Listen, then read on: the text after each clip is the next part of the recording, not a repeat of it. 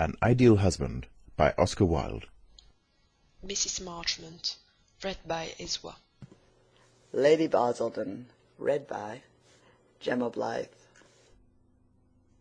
The part of Mason the Manservant, read by Hugh.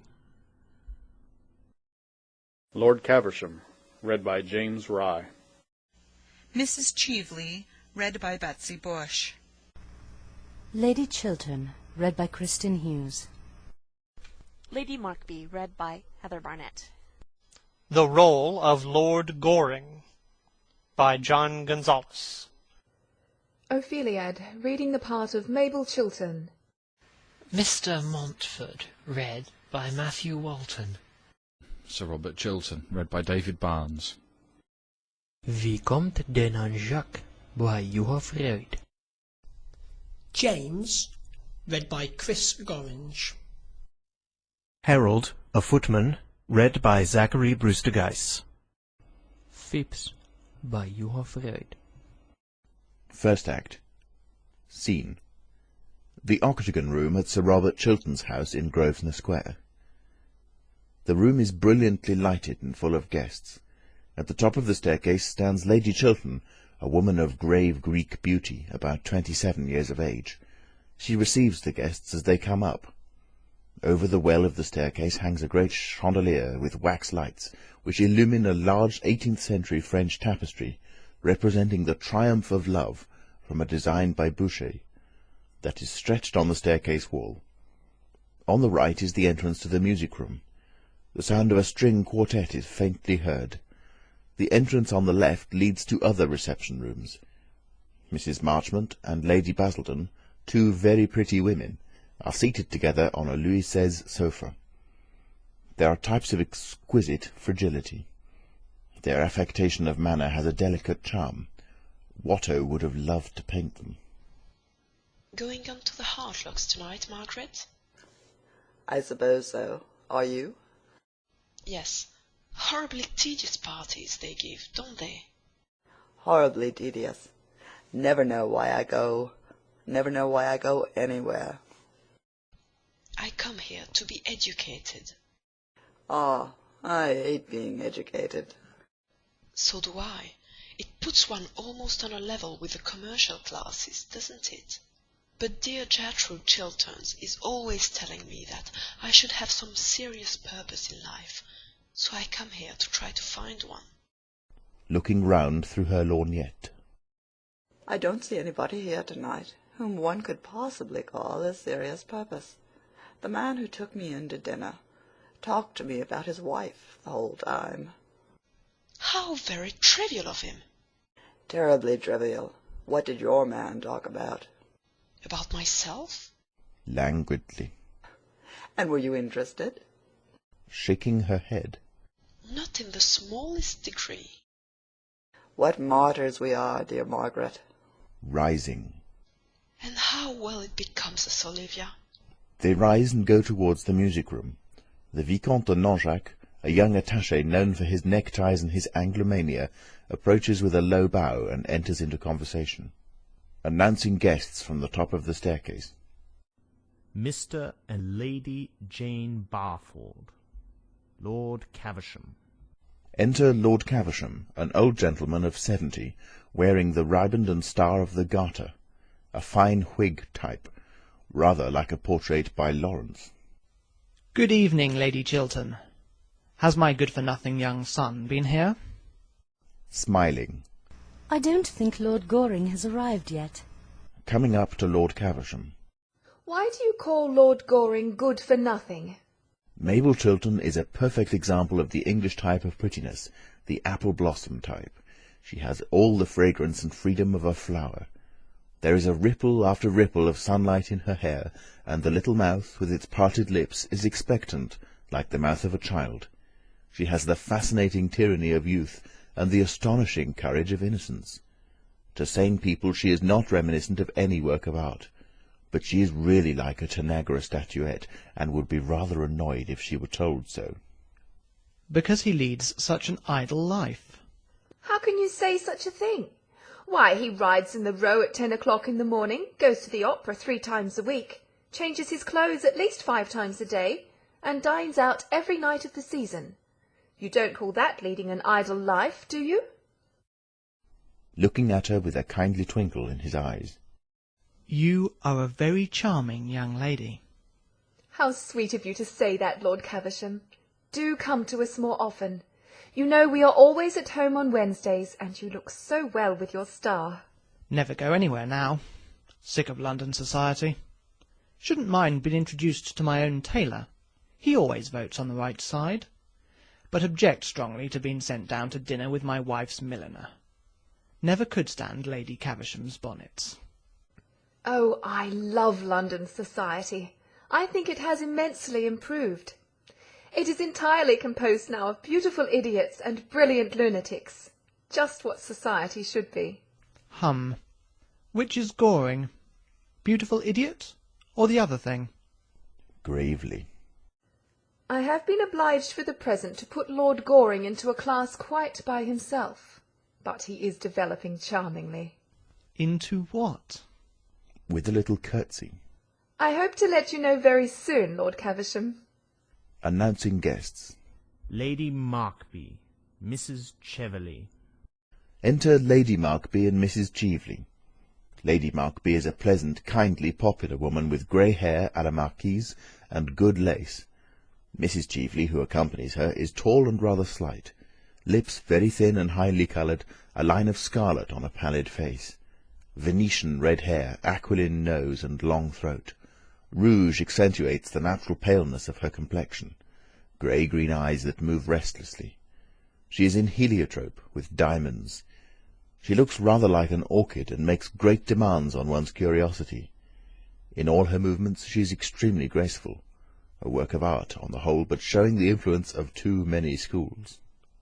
Good evening, dear Gertrude. So kind of you to let me bring my friend Mrs. Cheveley. 2 such charming women should know each other. Advances towards Mrs. Cheveley with a sweet smile, then suddenly stops and bows rather distantly. I think Mrs. Cheveley and I have met before. I did not know she had married a second time. Genially. Nowadays people marry as often as they can, don't they? It is most fashionable. To Duchess of Marlborough. Dear Duchess, and how is the Duke? Brain still weak, I suppose? Well, that is only to be expected, is it not? His good father was just the same. There's nothing like race, is there? Playing with her fan. But have we really met before, Lady Chiltern? I can't remember where. I have been out of England for so long. We were at school together, Mrs. Cheveley. Superciliously. Indeed? I have forgotten all about my school days. I have a vague impression that they were detestable. Coldly. I am not surprised. In her sweetest manner.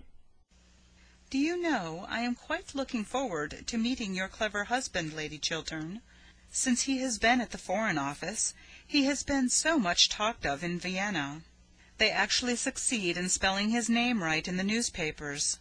That in itself is fame on the Continent. I hardly think there will be much in common between you and my husband, Mrs. Cheveley. Moves away. Ah, chère madame, quelle surprise! I have not seen you since Berlin. Not since Berlin, Viscount. 5 years ago. And you are younger and more beautiful than ever. How do you manage it? By making it a rule only to talk to perfectly charming people like yourself. Oh, you flatter me. You butter me, as they say here. Do they say that here? How dreadful of them. Yes, they have a wonderful language. It should be more widely known. Sir Robert Chiltern enters, a man of 40, but looking somewhat younger, clean-shaven with finely cut features, dark-haired and dark-eyed, a personality of mark. Not popular, few personalities are, but intensely admired by the few and deeply respected by the many. The note of his manner is that of perfect distinction, with a slight touch of pride. One feels that he is conscious of the success he has made in life. A nervous temperament, with a tired look. The firmly chiselled mouth and chin contrast strikingly with the romantic expression in the deep-set eyes. The variance is suggestive of an almost complete separation of passion and intellect, as though thought and emotion were each isolated in its own sphere through some violence of will-power. There is nervousness in the nostrils, and in the pale, thin, pointed hands. It would not be accurate to call him picturesque. Picturesqueness cannot survive the House of Commons. But Van Dyck would have liked to have painted his head. Good evening, Lady Markby. I hope you've brought Sir John with you. Oh, I have brought a much more charming person than Sir John. Sir John's temper, since he has taken seriously to politics, has become quite unbearable. Really, now that the House of Commons is trying to become useful, it does a great deal of harm. I hope not, Lady Markby. At any rate, we do our best to waste the public time, don't we? But who is this charming person you've been kind enough to bring to us? Her name is Mrs. Cheveley. One of the Dorsetshire Cheveleys, I suppose, but I really don't know. Families are so mixed nowadays. Indeed, as a rule, everybody turns out to be somebody else. Mrs. Cheveley? I seem to know the name. She has just arrived from Vienna. Ah, yes, I think I know whom you mean. Oh, she goes everywhere there, and has such pleasant scandals about all her friends. I really must go to Vienna next winter. I hope there is a good chef at the embassy. If there is not, the ambassador will certainly have to be recalled. Pray point out Mrs. Cheveley to me. I should like to see her. Let me introduce you. To Mrs. Cheveley. My dear, Sir Robert Chiltern is dying to know you. Bowing. Everyone is dying to know the brilliant Mrs. Cheveley. Our attachés at Vienna write to us about nothing else. Thank you, Sir Robert. An acquaintance that begins with a compliment is sure to develop into a real friendship. It starts in the right manner. And I find that I know Lady Chiltern already. Really? Yes, she has just reminded me that we were at school together. I remember it perfectly now. She always got the Good Conduct Prize. I have a distinct recollection of Lady Chiltern always getting the Good Conduct Prize. Smiling. And what prizes did you get, Mrs. Cheveley? My prizes came a little later on in life. I don't think any of them were for good conduct. I forget. I'm sure they were for something charming. I don't know that women are always rewarded for being charming. I think they are usually punished for it. Certainly more women grow old nowadays through the faithfulness of their admirers than through anything else. At least that is the only way I can account for the terribly haggard look of most of your pretty women in London. What an appalling philosophy that sounds. To attempt to classify you, Mrs. Cheveley, would be an impertinence. But may I ask, at heart, are you an optimist or a pessimist? Those seem to be the only two fashionable religions left to us nowadays. Oh, I'm neither. Optimism begins in a broad grin, and pessimism ends with blue spectacles. Besides, they are both of them merely poses. You prefer to be natural? Sometimes, but it is such a very difficult pose to keep up. What would those modern psychological novelists of whom we hear so much say to such a theory as that? Ah, the strength of women comes from the fact that psychology cannot explain us. Men can be analyzed, women merely adored. You think science cannot grapple with the problem of women? Science can never grapple with the irrational. That is why it has no future before it in this world. And women represent the irrational. Well-dressed women do. With a polite bow. I fear I could hardly agree with you there. But do sit down. And now tell me, what makes you leave your brilliant Vienna for our gloomy London? Or perhaps the question is indiscreet. Questions are never indiscreet. Answers sometimes are. Well, at any rate, may I know if it is politics or pleasure? Politics are my only pleasure. You see, nowadays it is not fashionable to flirt until one is 40, or to be romantic till one is 45. So we poor women who are under 30, or say we are, have nothing open to us but politics or philanthropy. and philanthropy seems to me to have become simply the refuge of people who wish to annoy their fellow creatures. I prefer politics. I think they are more becoming. A political life is a noble career. Sometimes. And sometimes it is a clever game, Sir Robert.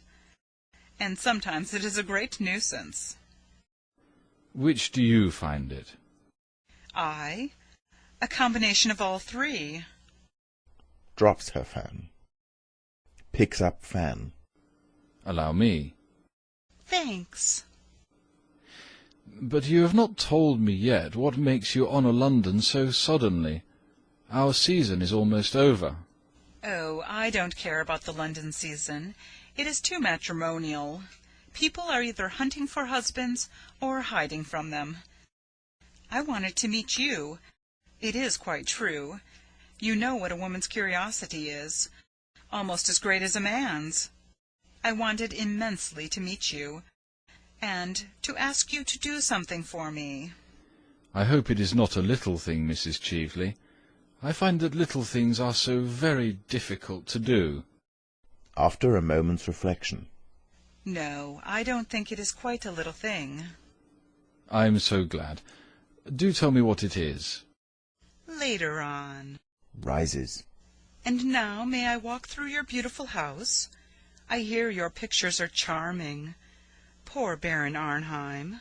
You remember the Baron? Used to tell me that you had some wonderful Corot. With an almost imperceptible start. Did you know Baron Arnheim well? Smiling. Intimately. Did you? At one time. Wonderful man, wasn't he? After a pause. He was very remarkable in many ways. I often think it such a pity he never wrote his memoirs. They would have been most interesting. Yes, he knew men and cities well, like the old Greek. Without the dreadful disadvantage of having a Penelope waiting at home for him. Lord Goring. Enter Lord Goring. 34, but always says he is younger. A well-bred, expressionless face. He is clever, but would not like to be thought so. A flawless dandy, he would be annoyed if he were considered romantic. He plays with life, and is on perfectly good terms with the world. He is fond of being misunderstood. It gives him a post of vantage. Good evening, my dear Arthur. Mrs. Cheveley, allow me to introduce to you Lord Goring, the idlest man in London. I have met Lord Goring before. Bowing. I did not think you would remember me, Miss Cheveley. My memory is under admirable control. And are you still a bachelor? I believe so. How very romantic. Oh, I am not at all romantic. I am not old enough. I leave romance to my seniors. Lord Goring is the result of Boodle's club, Mrs. Cheveley. He reflects every credit on the institution. May I ask, are you staying in London long?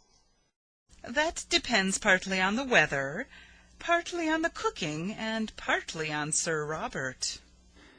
You're not going to plunge us into a European war, I hope. There is no danger at present. She nods to Lord Goring with a look of amusement in her eyes, and goes out with Sir Robert Chiltern. Lord Goring saunters over to Mabel Chiltern. You were very late. Have you missed me? Awfully. Then I am sorry I did not stay away longer. I like being missed. How very selfish of you. I am very selfish. You are always telling me of your bad qualities, Lord Goring. I have only told you half of them as yet, Miss Mabel. Are the others very bad? Quite dreadful. When I think of them at night, I go to sleep at once. Well, I delight in your bad qualities. I wouldn't have you part with one of them. How very nice of you. But then, you are always nice. By the way, I want to ask you a question, Miss Mabel. Who brought Mrs. Cheveley here? That woman in heliotrope, who has just gone out to the room with your brother? Oh, I think Lady Markby brought her. Why do you ask? I haven't seen her for years, that is all. What an absurd reason. All reasons are absurd. What sort of woman is she? Oh, a genius in the daytime, and a beauty at night. I dislike her already. That shows your admirable good taste. Approaching. Oh, the English young lady is the dragon of good taste, is she not? Quite the dragon of good taste. So the newspapers are always telling us. I read all your English newspapers. I find them so amusing. Then, my dear Nanjack, you must certainly read between the lines. I should like to, but my professor objects. To Mabel Chiltern. May I have the pleasure of escorting you to the music room, mademoiselle? Looking very disappointed. Delighted, Vicomte. Quite delighted. Turning to Lord Goring. Aren't you coming to the music room? Not if there's any music going on, Miss Mabel. Severely. The music is in German. You would not understand it. Goes out with the Vicomte de Nanjac. Lord Caversham comes up to his son. Well, sir, what are you doing here? Wasting your life as usual? You should be in bed, sir. You keep 2 late hours. I heard of you the other night at Lady Rufford's, dancing till 4 o'clock in the morning. Only 3:45, father. Can't make out how you stand London society. The thing has gone to the dogs. A lot of damned nobodies talking about nothing. I love talking about nothing, father. It is the only thing I know anything about. You seem to me to be living entirely for pleasure. What else is there to live for, father? Nothing ages like happiness. You are heartless, sir. Very heartless. I hope not, father. Good evening, Lady Basildon. Arching 2 pretty eyebrows. Are you here? I had no idea you ever came to political parties. I adore political parties. They are the only place left to us where people don't talk politics. I delight in talking politics. I talk them all day long, but I can't bear listening to them. I don't know how the unfortunate men in the House stand these long debates. By never listening. Really?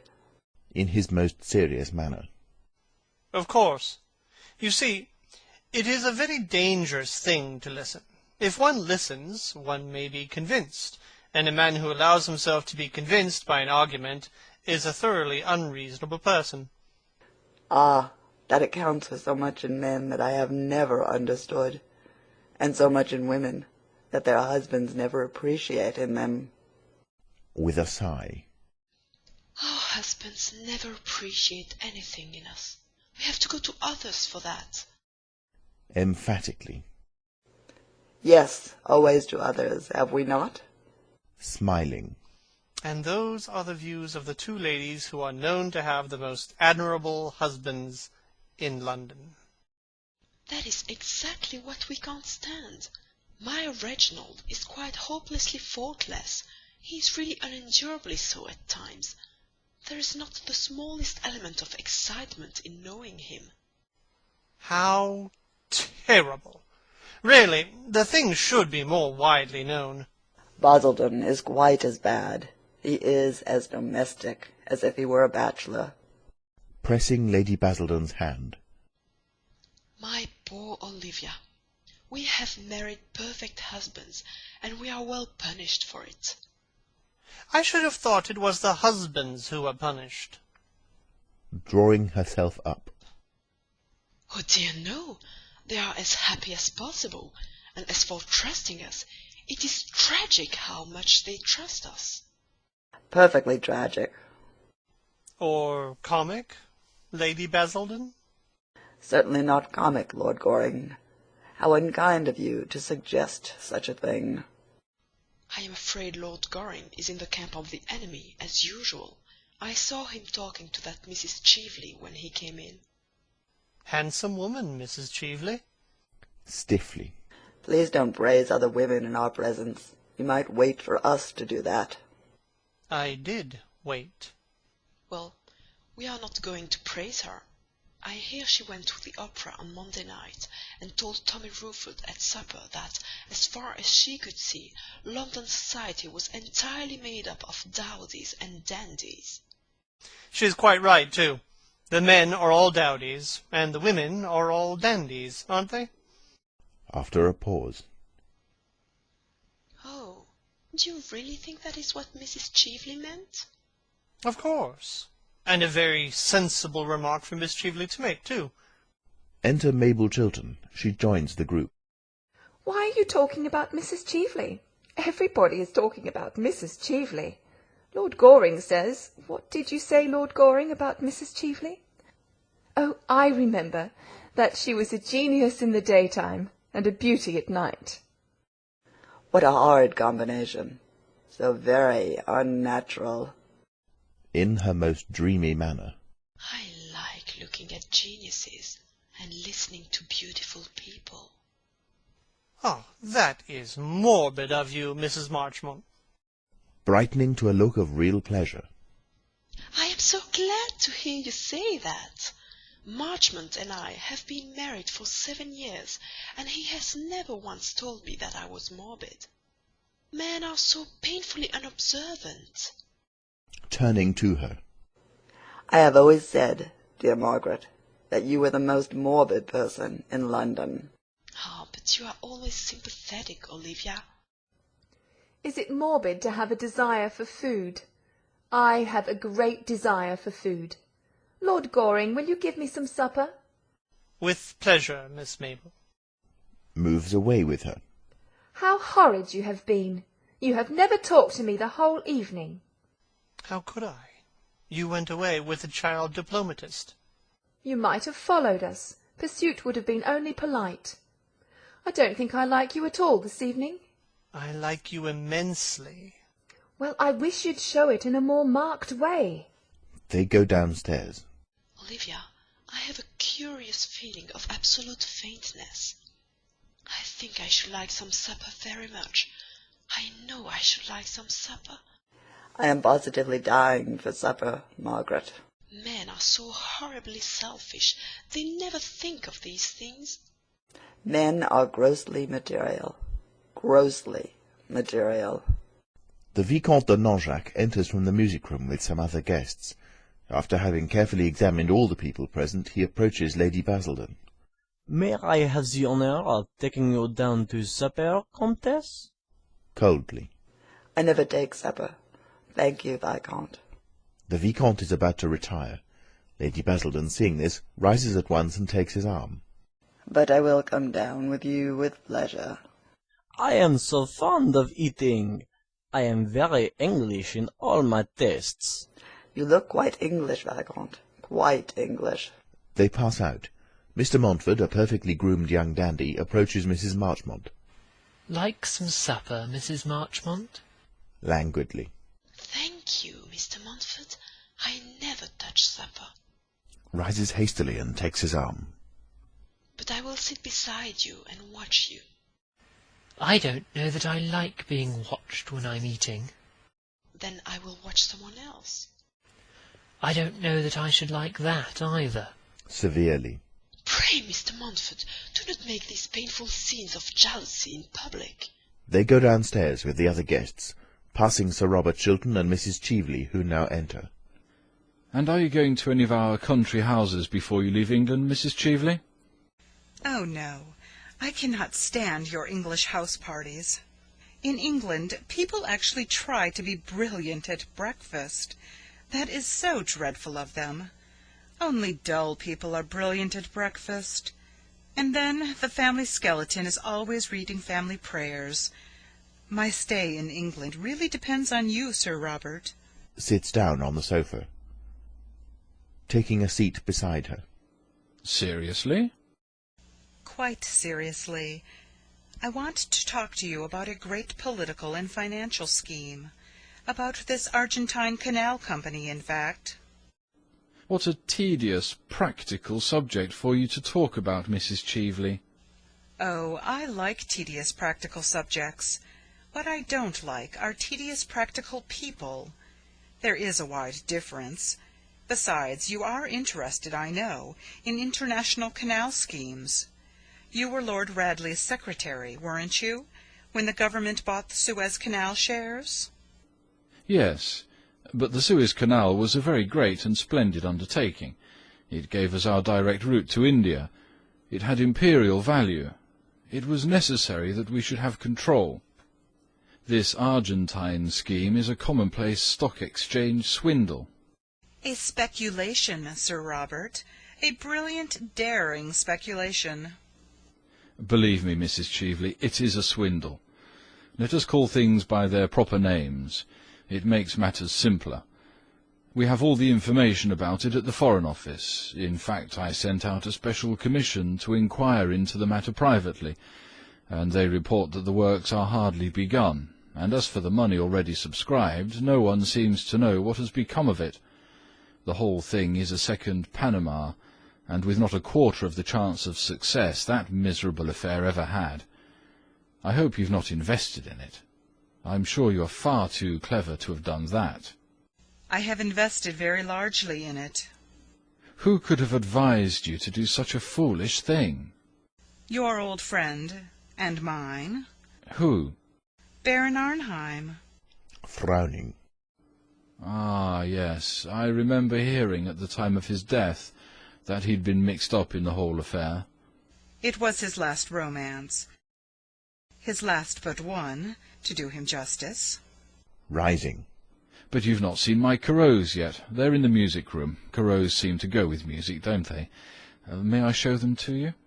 Shaking her head. I am not in a mood tonight for silver twilights or rose-pink dawns. I want to talk business. Motions to him with her fan to sit down beside her. I fear I have no advice to give you, Mrs. Cheveley, except to interest yourself in something less dangerous. The success of the canal depends, of course, on the attitude of England, and I'm going to lay the report of the commissioners before the House tomorrow night. That you must not do. In your own interests, Sir Robert, to say nothing of mine, you must not do that. Looking at her in wonder. In my own interests? My dear Mrs. Cheveley, what do you mean? Sits down beside her. Sir Robert, I will be quite frank with you.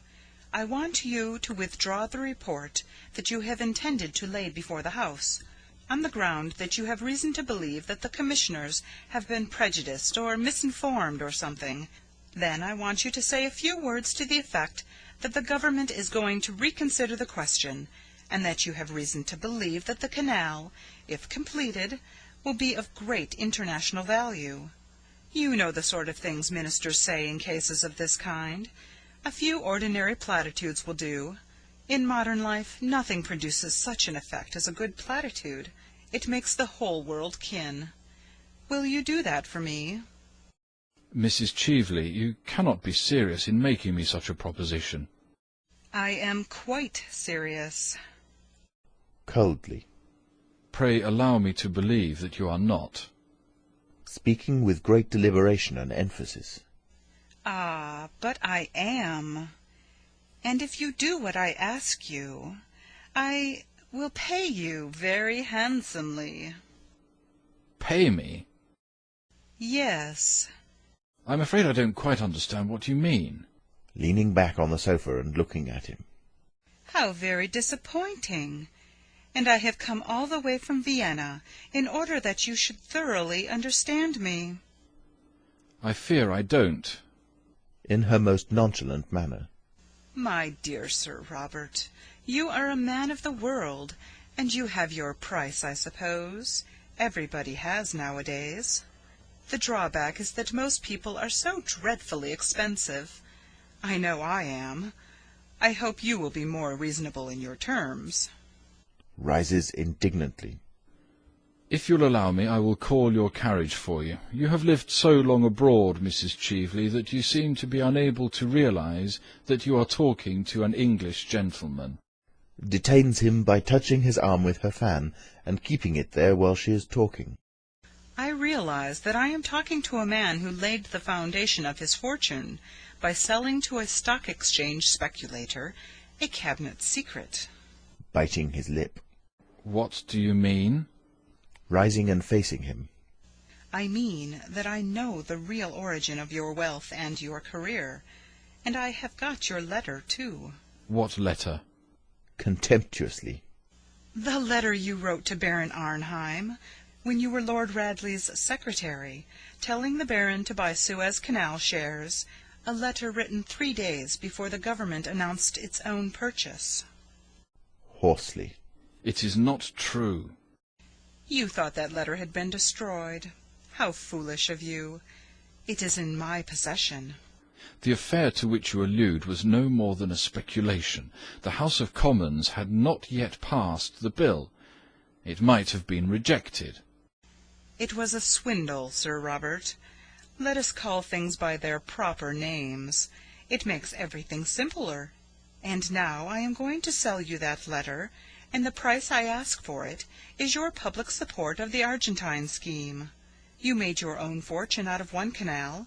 You must help me and my friends to make our fortunes out of another. It is infamous what you propose. Infamous. Oh, no.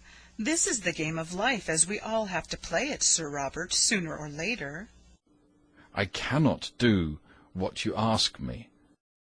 You mean you cannot help doing it.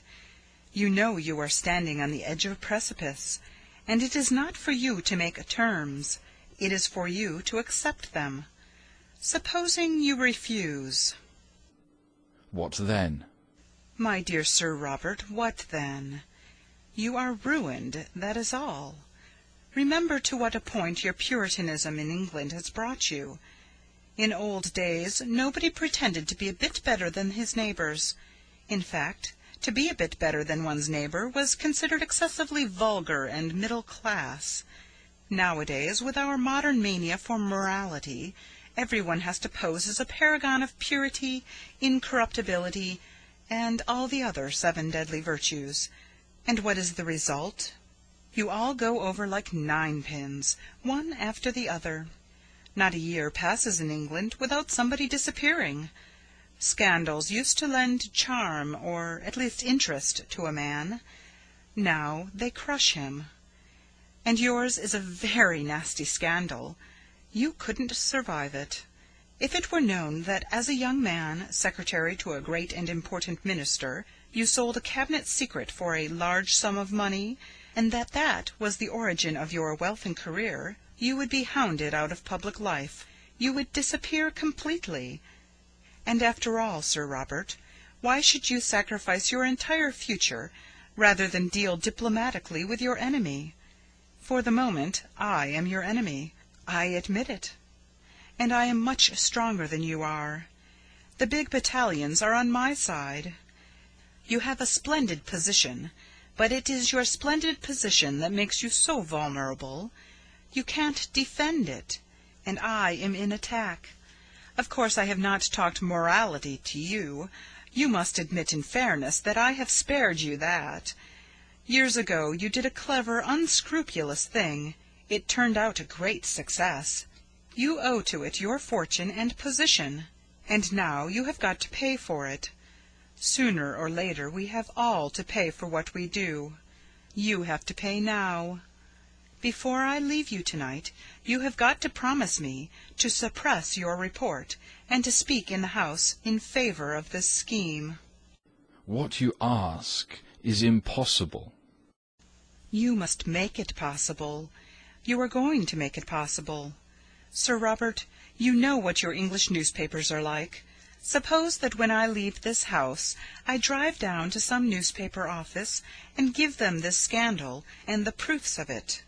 Think of their loathsome joy, of the delight they would have in dragging you down, of the mud and mire they would plunge you in. Think of the hypocrite, with his greasy smile, penning his leading article, and arranging the foulness of the public placard. Stop. You want me to withdraw the report, and to make a speech stating that I believe there are possibilities in the scheme? Sitting down on the sofa. Those are my terms. In a low voice. I will give you any sum of money you want. Even you are not rich enough, Sir Robert, to buy back your past. No man is. I will not do what you ask me. I will not. You have to. If you don't... Rises from the sofa. Bewildered and unnerved. Wait a moment. What did you propose? You said that you would give me back my letter, didn't you? Yes, that is agreed. I will be in the ladies' gallery tomorrow night at 11:30. If by that time, and you will have had heaps of opportunity, you have made an announcement to the house in the terms I wish, I shall hand you back your letter with the prettiest thanks, and the best, or at any rate the most suitable, compliment I can think of. I intend to play quite fairly with you. One should always play fairly when one has the winning cards. The Baron taught me that, amongst other things. You must let me have time to consider your proposal. No, you must settle now. Give me a week. 3 days. Impossible. I have got to telegraph to Vienna tonight. My God, what brought you into my life? Circumstances. Moves towards the door. Don't go. I consent. The report shall be withdrawn. I will arrange for a question to be put to me on the subject. Thank you. I knew we could come to an amicable agreement. I understood your nature from the first. I analyzed you, though you did not adore me. And now you can get my carriage for me, Sir Robert. I see the people coming up from supper, and Englishmen always get romantic after a meal, and that bores me dreadfully. Exit Sir Robert Chiltern.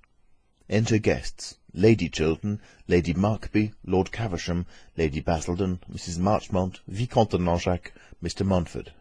Well, dear Mrs. Cheveley, I hope you have enjoyed yourself. Sir Robert is very entertaining, is he not? Most entertaining. I have enjoyed my talk with him immensely. He has had a very interesting and brilliant career, and he has married a most admirable wife. Lady Chiltern is a woman of the very highest principles, I am glad to say. I am a little too old now myself to trouble about setting a good example, but I always admire people who do. And Lady Chiltern has a very ennobling effect on life, though her dinner parties are rather dull sometimes, but one can't have everything, can one? And now I must go, dear. Shall I call for you tomorrow? Thanks. We might drive in the park at 5. Everything looks so fresh in the park now. Except the people. Perhaps the people are a little jaded. I have often observed that the season as it goes on produces a kind of softening of the brain. However, I think anything is better than high intellectual pressure. That is the most unbecoming thing there is. It makes the noses of the young girls so particularly large, and there is nothing so difficult to marry as a large nose. Men don't like them. Good night, dear. To Lady Chiltern. Good night, Gertrude. Goes out on Lord Caversham's arm. What a charming house you have, Lady Chiltern. I have spent a delightful evening. It has been so interesting getting to know your husband. Why did you wish to meet my husband, Mrs. Cheveley? Oh, I will tell you. I wanted to interest him in this Argentine Canal scheme, of which I dare say you have heard, and I found him most susceptible to reason, I mean, a rare thing in a man. I converted him in 10 minutes. He is going to make a speech in the House tomorrow night in favour of the idea. We must go to the ladies' gallery and hear him. It will be a great occasion. There must be some mistake. That scheme could never have my husband's support. Oh, I assure you it's all settled. I don't regret my tedious journey from Vienna now. It has been a great success. But of course, for the next 24 hours the whole thing is a dead secret. Gently. A secret? Between whom? With a flash of amusement in her eyes. Between your husband and myself. Entering. Your carriage is here, Mrs. Cheveley. Thanks. Good evening, Lady Chiltern. Good night, Lord Goring. I am at Claridge's. Don't you think you might leave a card? If you wish it, Mrs. Cheveley. Oh, don't be so solemn about it, or I shall be obliged to leave a card on you. In England, I suppose that would hardly be considered en règle. Abroad we are more civilized. Will you see me down, Sir Robert? Now that we have both the same interests at heart, we shall be great friends, I hope. Sails out on Sir Robert Chiltern's arm. Lady Chiltern goes to the top of the staircase and looks down at them as they descend. Her expression is troubled. After a little time she is joined by some of the guests, and passes with them into another reception-room. What a horrid woman! You should go to bed, Miss Mabel. Lord Goring! My father told me to go to bed an hour ago. I don't see why I shouldn't give you the same advice. I always pass on good advice. It is the only thing to do with it. It is never of any use to oneself. Lord Goring, you are always ordering me out of the room. I think it most courageous of you, especially as I am not going to bed for hours. Goes over to the sofa. You can come and sit down if you like, and talk about anything in the world, except the Royal Academy, Mrs. Cheveley, or novels in Scotch dialect. They are not improving subjects. Catches sight of something that is lying on the sofa, half hidden by the cushion. What is this? Someone has dropped a diamond brooch. Quite beautiful, isn't it? Shows it to him. I wish it was mine. But Gertrude won't let me wear anything but pearls, and I am thoroughly sick of pearls. They make one look so plain, so good, and so intellectual. I wonder whom the brooch belongs to. I wonder who dropped it. It is a beautiful brooch. It is a handsome bracelet. It isn't a bracelet, it's a brooch. It can be used as a bracelet. Takes it from her, and, pulling out a green letter-case, puts the ornament carefully in it, and replaces the whole thing in his breast pocket with the most perfect sang-froid. What are you doing? Miss Mabel, I'm going to make a rather strange request to you. Eagerly. Oh, pray do. I have been waiting for it all the evening. Is a little taken aback, but recovers himself. Don't mention to anybody that I have taken charge of this brooch. Should anyone write and claim it, let me know at once. That is a strange request. Well, you see, I gave this brooch to somebody once, years ago. You did? Yes. Lady Chiltern enters alone. The other guests have gone. Then I shall certainly bid you good night. Good night, Gertrude. Exit. Good night, dear. To Lord Goring. You saw whom Lady Markby brought here tonight? Yes, it was an unpleasant surprise. Why did she come here for? Apparently to try and lure Robert to uphold some fraudulent scheme in which she is interested. The Argentine Canal, in fact. She has mistaken her man, hasn't she? She is incapable of understanding an upright nature like my husband's. Yes. I should fancy she came to grief if she tried to get Robert into her toils. It is extraordinary what astounding mistakes clever women make. I don't call women of that kind clever. I call them stupid. Same thing, often. Good night, Lady Chiltern. Good night. Enter Sir Robert Chiltern. My dear Arthur, you're not going. Do stop a little. Afraid I can't, thanks. I have promised to look in at the Hartlocks. I believe they have got a mauve Hungarian band that plays mauve Hungarian music. See you soon. Goodbye. Exit. How beautiful you look tonight, Gertrude. Robert, it is not true, is it? You are not going to lend your support to this Argentine speculation? You couldn't. Starting. Who told you I intended to do so? That woman who has just gone out, Mrs. Cheveley as she calls herself now. She seemed to taunt me with it. Robert, I know this woman, you don't. We were at school together. She was untruthful, dishonest, an evil influence on everyone whose trust or friendship she could win. I despised her. She stole things. She was a thief. She was sent away for being a thief. Why do you let her influence you? Gertrude, what you tell me may be true, but it happened many years ago. It is best forgotten. Mrs. Cheveley may have changed since then. No one should be entirely judged by their past. Sadly. One's past is what one is. It is the only way by which people should be judged. That is a hard saying, Gertrude. It is a true saying, Robert. And what did she mean by boasting that she had got you to lend your support, your name, to a thing I have heard you describe as the most dishonest and fraudulent scheme there has ever been in political life? Biting his lip. I was mistaken in the view that I took. We all may make mistakes. But you told me yesterday that you had received the report from the Commission, and that it entirely condemned the whole thing. Walking up and down.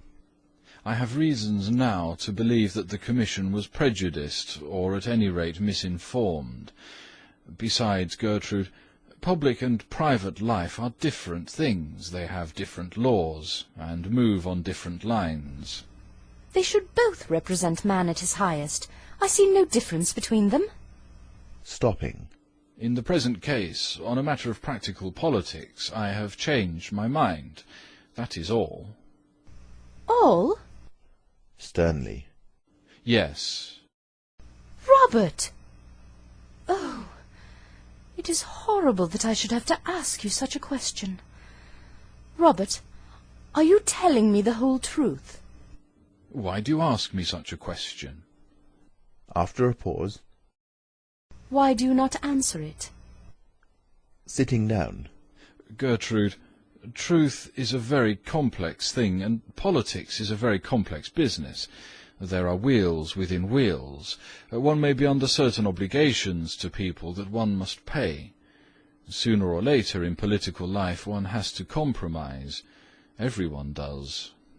Compromise? Robert, why do you talk so differently tonight from the way I have always heard you talk? Why are you changed?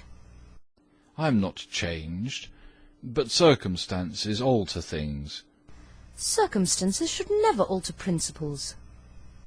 But if I told you... What? That it was necessary, vitally necessary. It can never be necessary to do what is not honourable, or if it be necessary, then what is it that I have loved? But it is not, Robert, tell me it is not. Why should it be? What gain would you get? Money? We have no need of that. And money that comes from a tainted source is a degradation. Power? But power is nothing in itself. It is power to do good that is fine, that and that only. What is it, then? Robert, tell me why you are going to do this dishonourable thing. Gertrude, you have no right to use that word. I told you it was a question of rational compromise. It is no more than that. Robert, that is all very well for other men, for men who treat life simply as a sordid speculation. But not for you, Robert, not for you. You are different. All your life you have stood apart from others. You have never let the world soil you. To the world, as to myself, you have been an ideal always. Oh, be that ideal still. That great inheritance throw not away. That tower of ivory do not destroy. Robert, men can love what is beneath them, things unworthy, stained, dishonoured.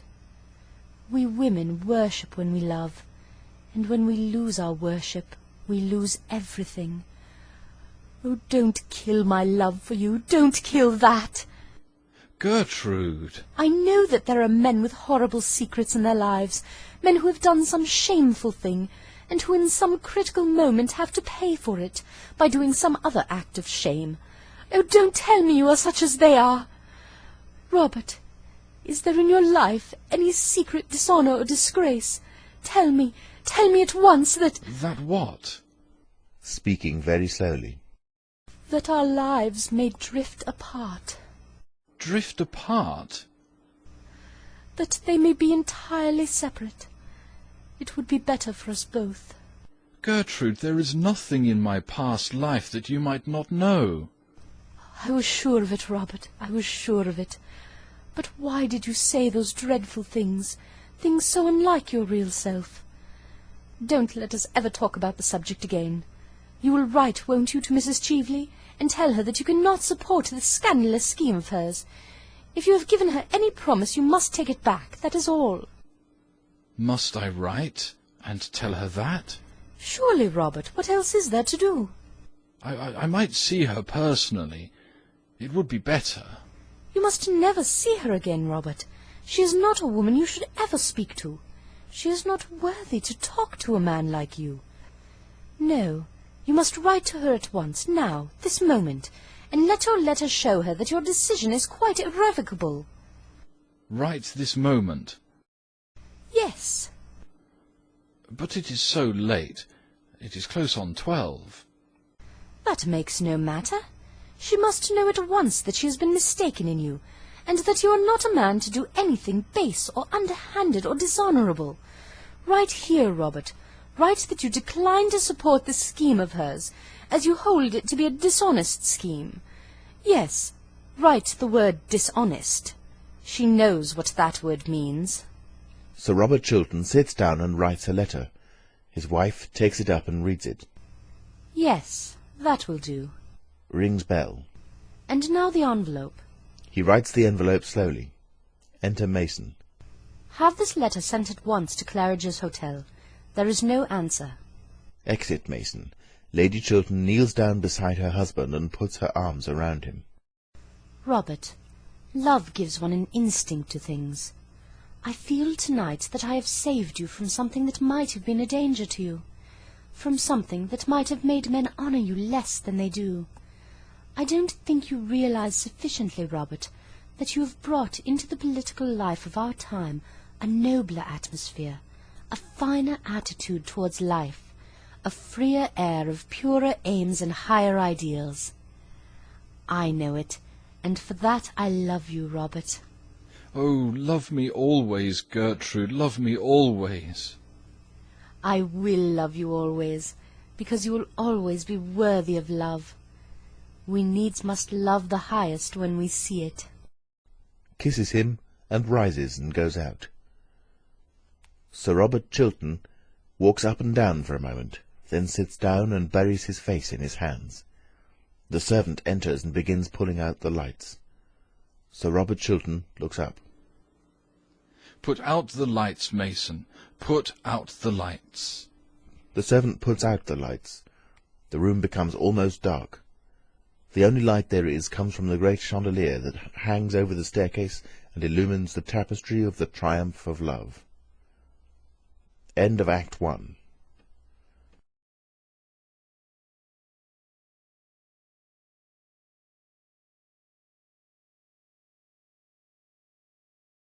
Second Act. Scene. Morning room at Sir Robert Chiltern's house. Lord Goring, dressed in the height of fashion, is lounging in an armchair. Sir Robert Chiltern is standing in front of the fireplace. He is evidently in a state of great mental excitement and distress. As the scene progresses, he paces nervously up and down the room. My dear Robert, it is a very awkward business, very awkward indeed. You should have told your wife the whole thing. Secrets from other people's wives are a necessary luxury in modern life.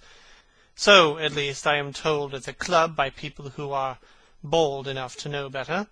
But no man should have a secret from his own wife. She invariably finds it out.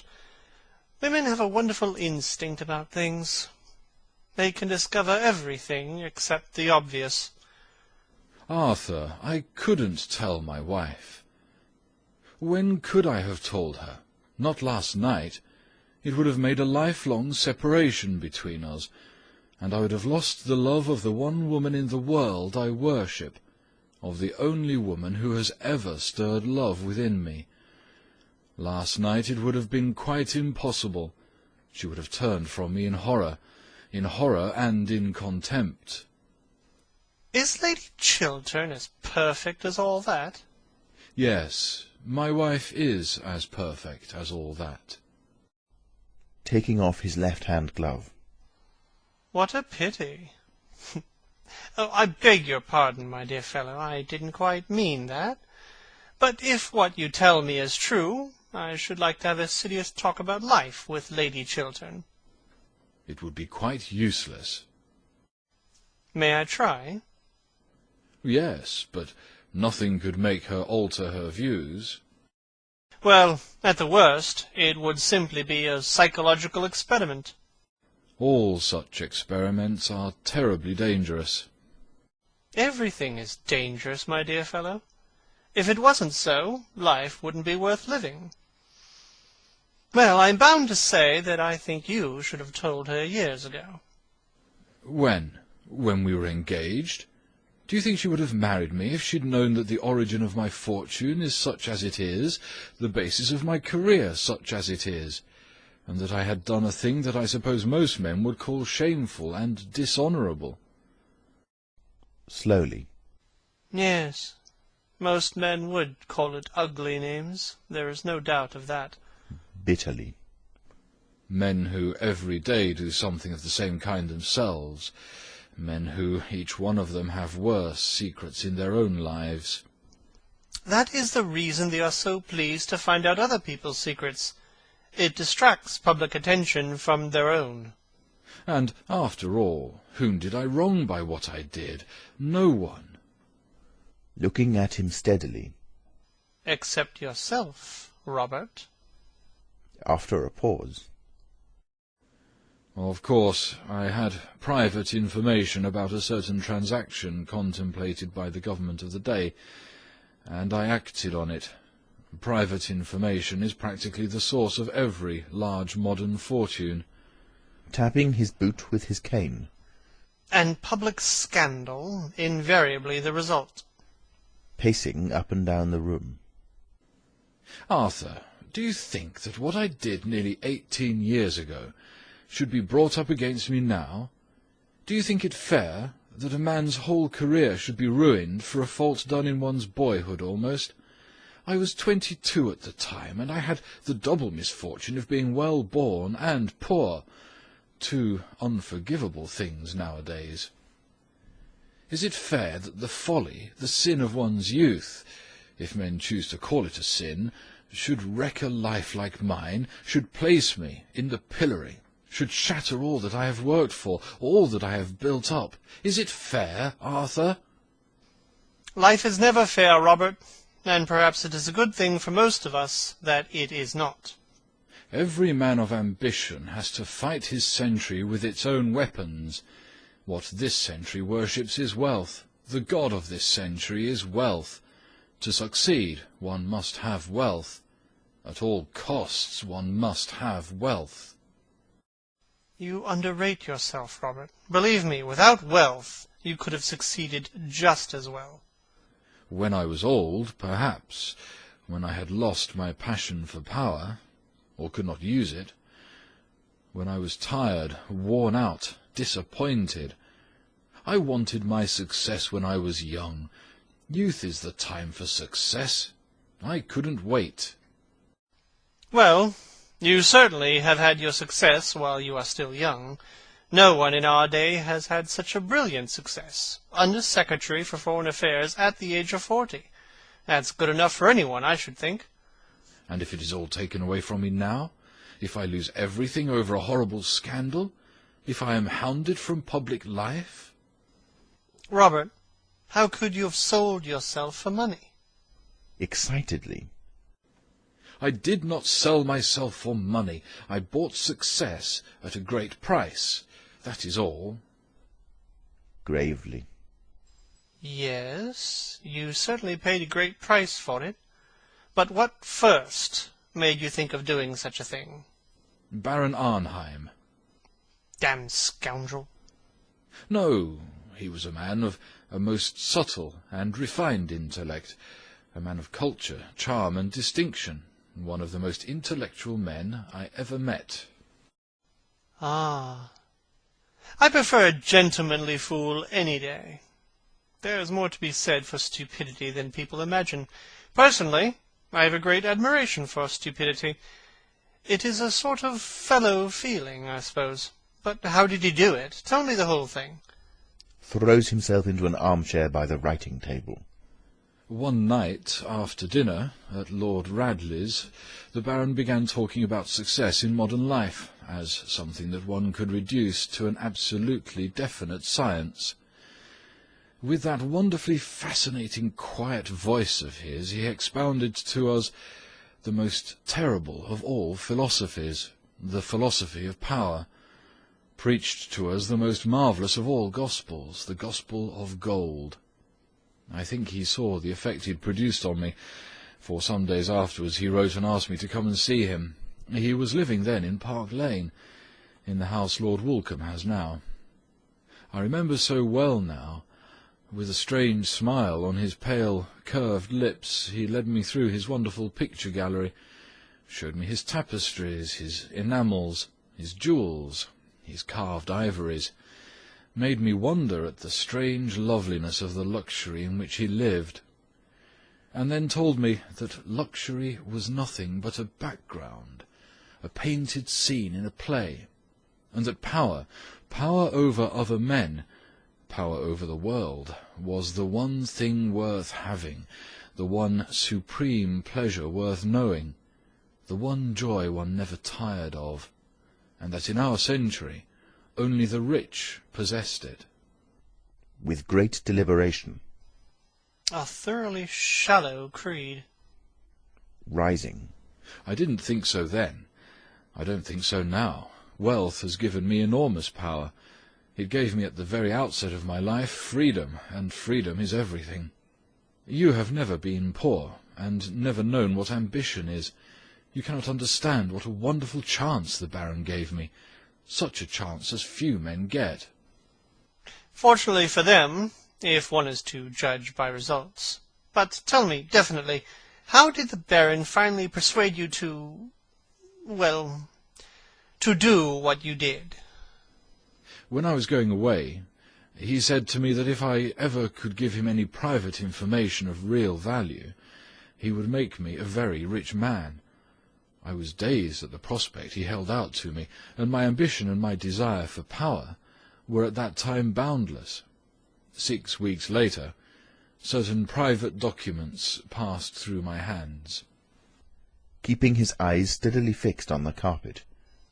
State documents? Yes. Lord Goring sighs, then passing his hand across his forehead, looks up.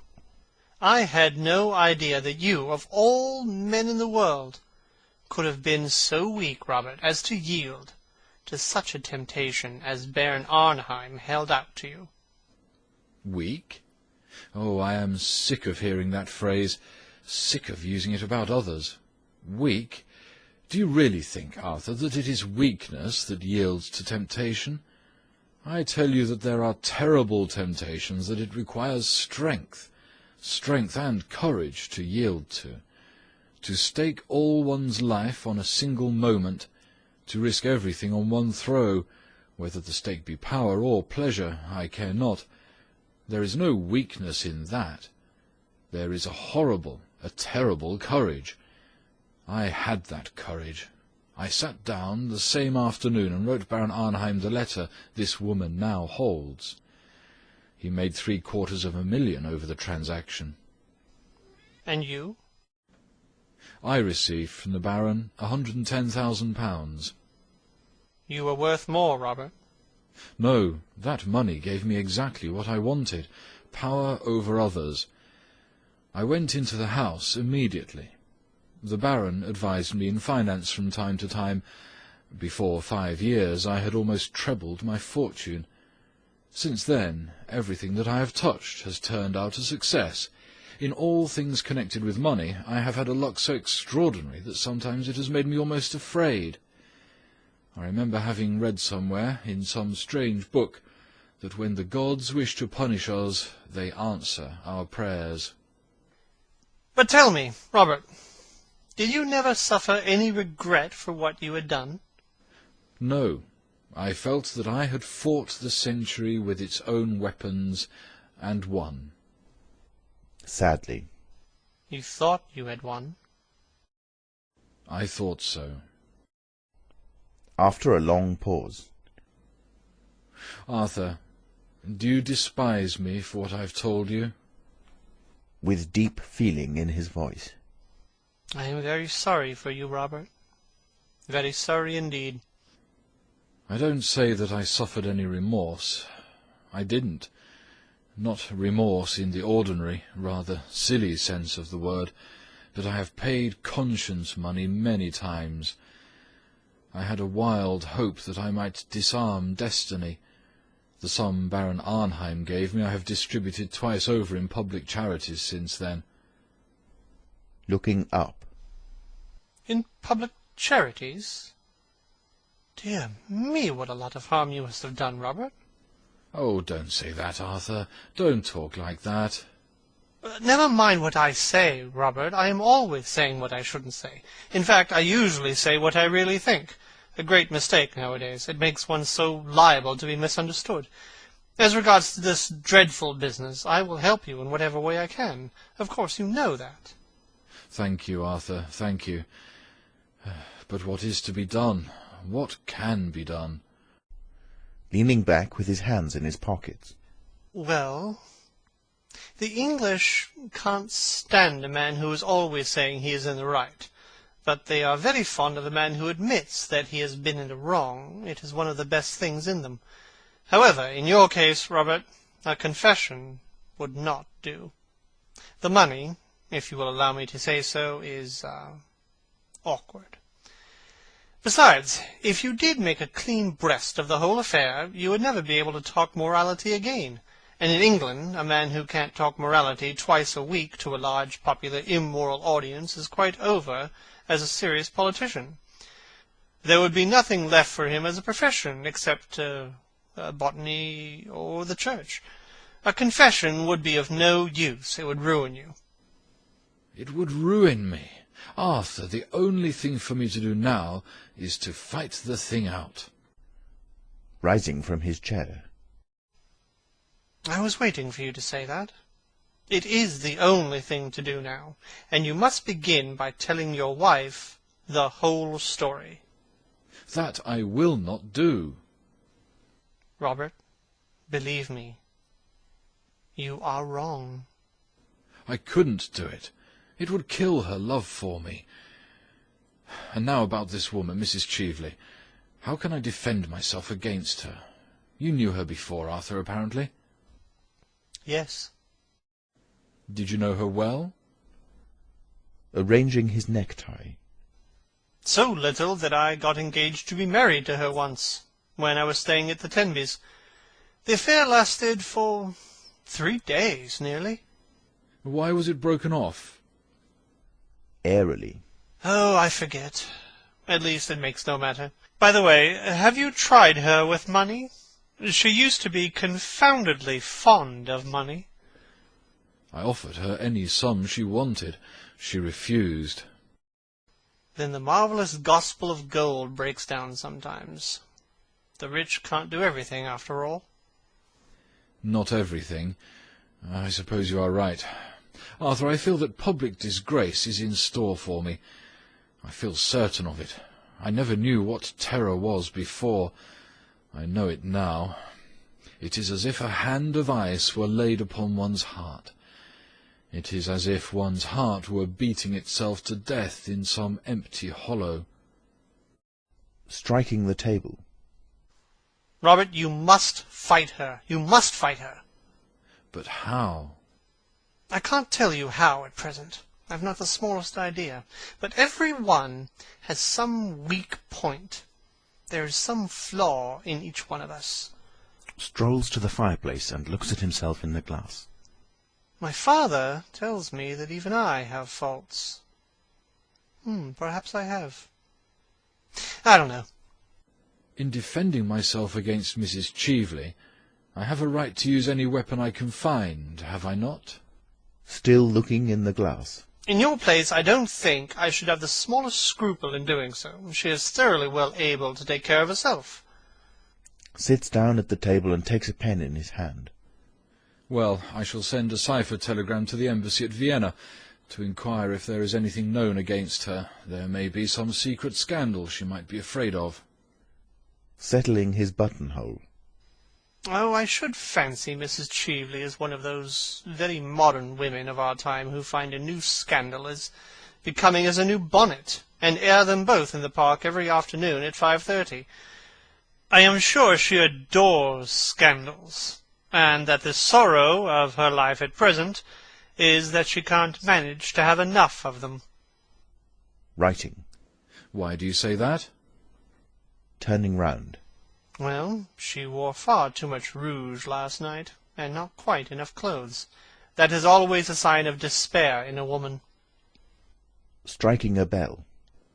But it is worthwhile my writing to Vienna, is it not? It is always worthwhile asking a question, though it is not always worthwhile answering one. Enter Mason. Is Mr. Trafford in his room? Yes, Sir Robert. Puts what he has written into an envelope, which he then carefully closes. Tell him to have this sent off in cipher at once. There must not be a moment's delay. Yes, Sir Robert. Oh, just give that back to me again. Writes something on the envelope. Mason then goes out with the letter. She must have had some curious hold over Baron Arnheim. I wonder what it was. Smiling. I wonder. I will fight her to the death as long as my wife knows nothing. Strongly. Oh, fight in any case. In any case. With a gesture of despair. If my wife found out, there would be little left to fight for. Well, as soon as I hear from Vienna, I shall let you know the result. It is a chance, just a chance, but I believe in it. And as I fought the age with its own weapons, I shall fight her with her weapons. It is only fair, and she looks like a woman with a past, doesn't she? Most pretty women do. But there is a fashion in pasts, just as there is a fashion in frocks. Perhaps Mrs. Cheveley's past is merely a slightly décolleté one, and they are excessively popular nowadays. Besides, my dear Robert, I should not build too high hopes on frightening Miss Cheveley. I should not fancy Miss Cheveley is a woman who would be easily frightened. She has survived all her creditors, and she shows a wonderful presence of mind. Oh, I live on hopes now. I clutch at every chance. I feel like a man on a ship that is sinking. The water is round my feet, and the very air is bitter with storm. Hush, I hear my wife's voice. Enter Lady Chiltern in walking dress. Good afternoon, Lord Goring. Good afternoon, Lady Chiltern. Have you been in the park? No, I have just come from the Women's Liberal Association, where, by the way, Robert, your name was received with loud applause. And now I have come in to have my tea. To Lord Goring. You will wait and have some tea, won't you? I'll wait for a short time, thanks. I will be back in a moment. I am only going to take my hat off. In his most earnest manner. Oh, please don't. It is so pretty. One of the prettiest hats I ever saw. I hope the Women's Liberal Association received it with loud applause.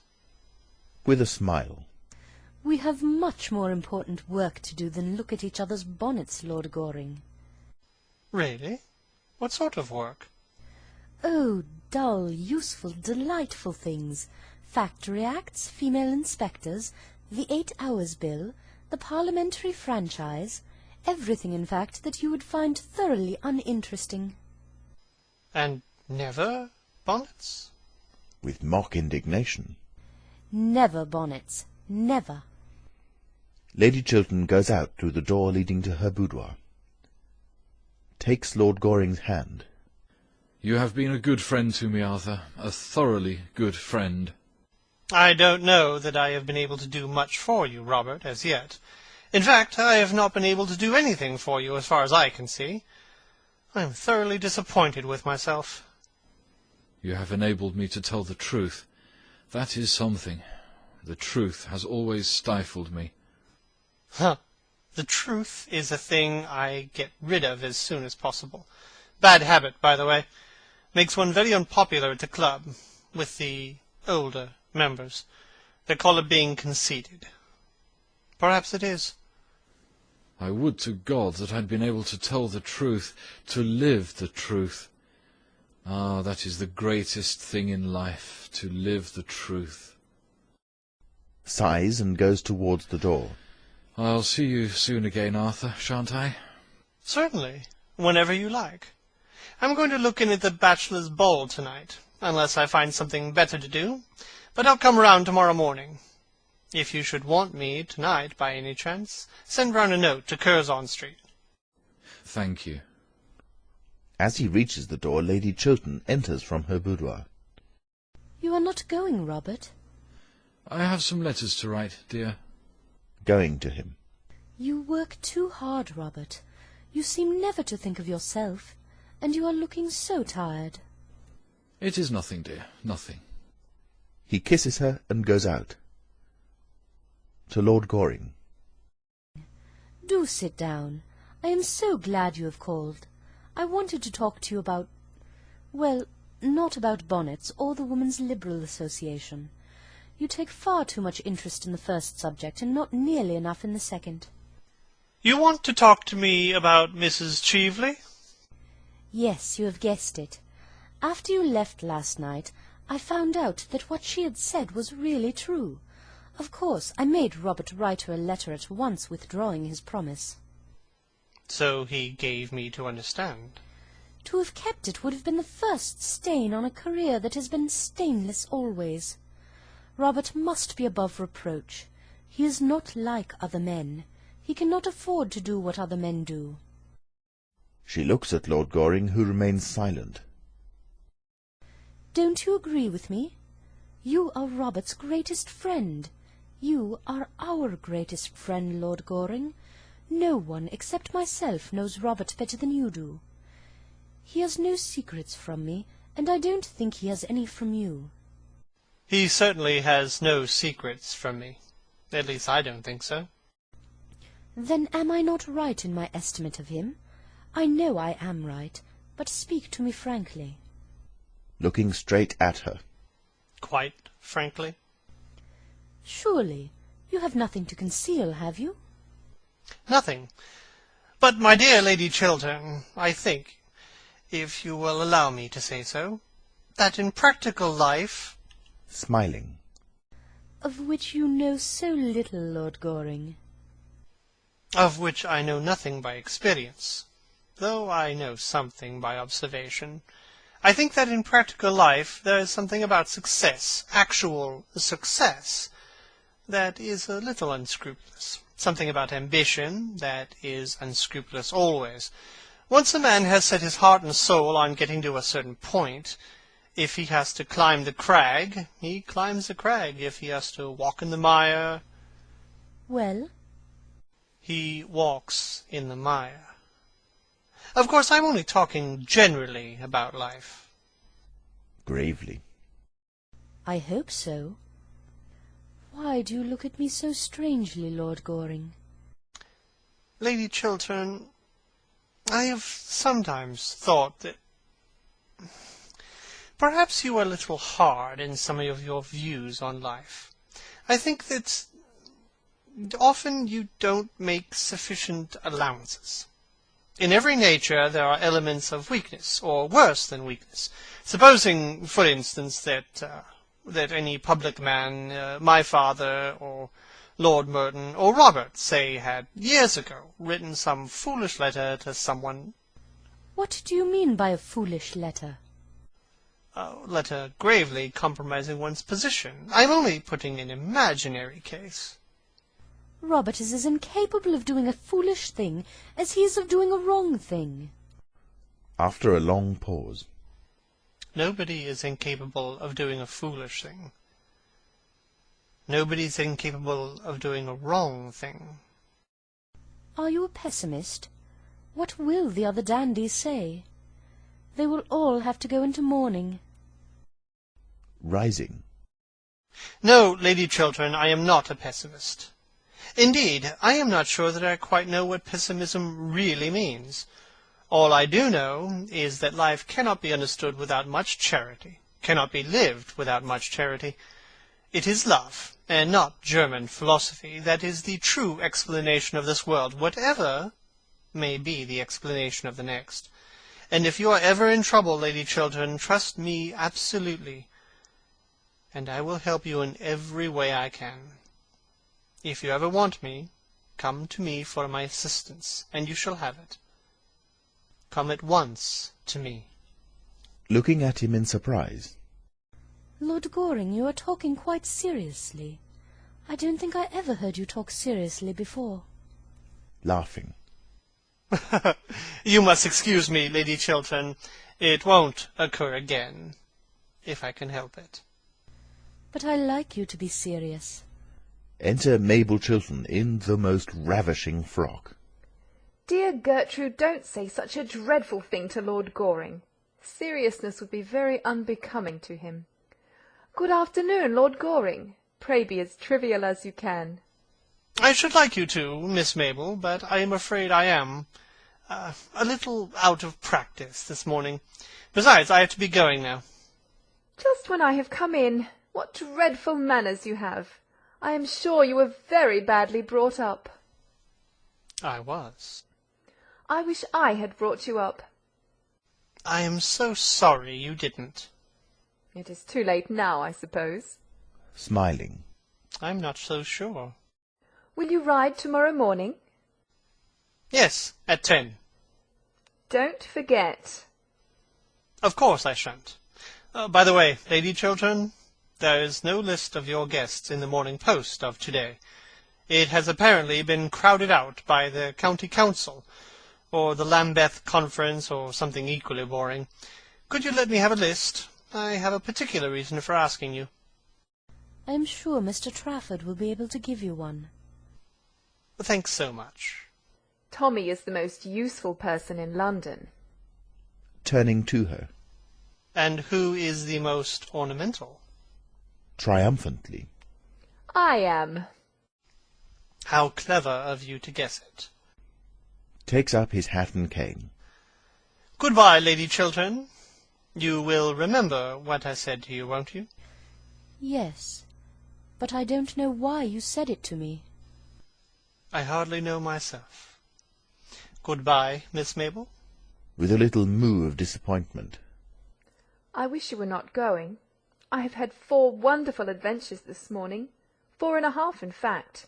You might stop and listen to some of them.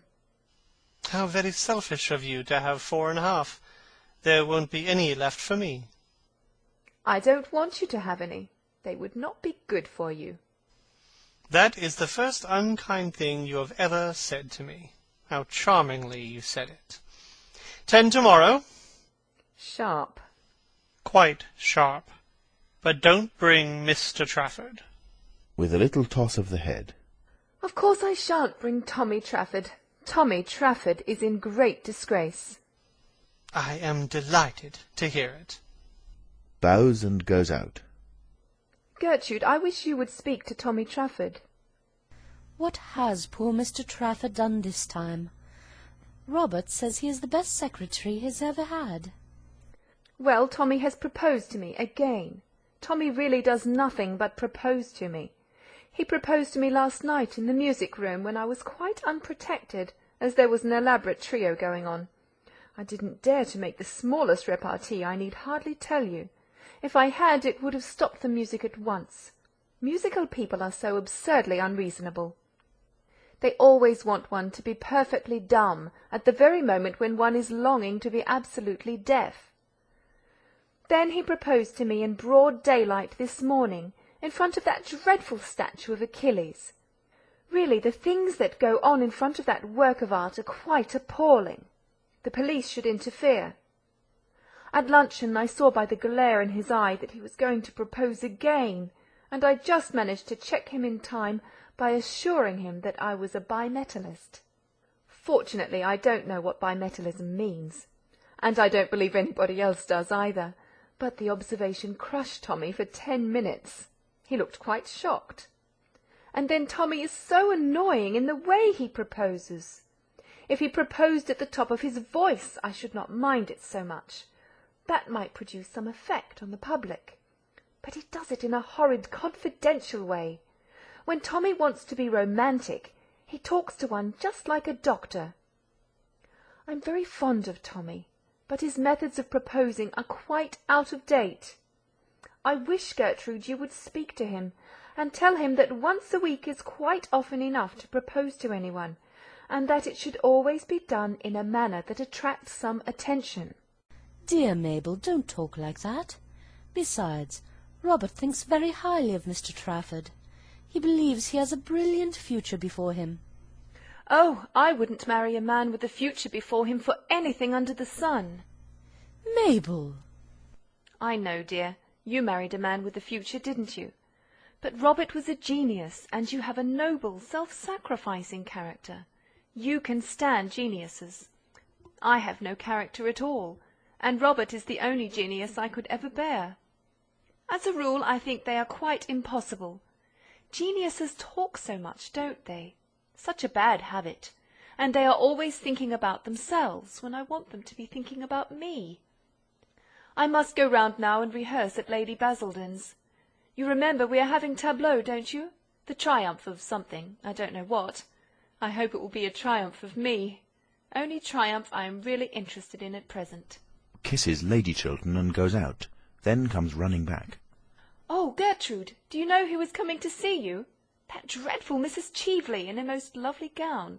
Did you ask her? Rising. Mrs. Cheveley? Coming to see me? Impossible. I assure you she is coming upstairs, as large as life, and not nearly so natural. You need not wait, Mabel. Remember, Lady Basildon is expecting you. Oh, I must shake hands with Lady Markby. She is delightful. I love being scolded by her. Enter Mason. Lady Markby, Mrs. Cheveley. Enter Lady Markby and Mrs. Cheveley, advancing to meet them. Dear Lady Markby, how nice of you to come and see me. Shakes hands with her and bows somewhat distantly to Mrs. Cheveley. Won't you sit down, Mrs. Cheveley? Thanks. Isn't that Miss Chiltern? I should like so much to know her. Mabel, Mrs. Cheveley wishes to know you. Mabel Chiltern gives a little nod. Sitting down. I thought your frock so charming last night, Miss Chiltern. So simple and suitable. Really? I must tell my dressmaker. It will be such a surprise to her. Goodbye, Lady Markby. Going already?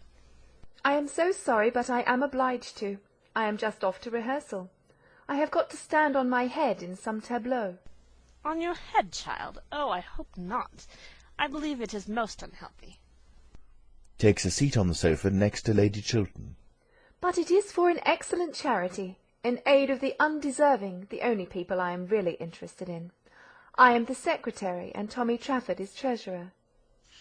And what is Lord Goring? Oh, Lord Goring is president. The post should suit him admirably, unless he has deteriorated since I knew him first. Reflecting. You are remarkably modern, Mabel. A little too modern, perhaps. Nothing is so dangerous as being too modern. One is apt to grow old-fashioned quite suddenly. I have known many instances of it. What a dreadful prospect! Ah, my dear, you need not be nervous. You will always be as pretty as possible. That is the best fashion there is, and the only fashion that England succeeds in setting. With a curtsy. Thank you so much, Lady Markby, for England and myself. Goes out. Turning to Lady Chiltern. Dear Gertrude, we just called to know if Mrs. Cheveley's diamond brooch has been found. Here? Yes, I missed it when I got back to Claridge's, and I thought I might possibly have dropped it here. I have heard nothing about it, but I will send for the butler and ask. Touches the bell. Oh, pray don't trouble, Lady Chiltern. I dare say I lost it at the opera before we came on here. Ah, yes, I suppose it must have been at the opera. The fact is, we all scramble and jostle so much nowadays that I wonder we have anything at all left on us at the end of an evening.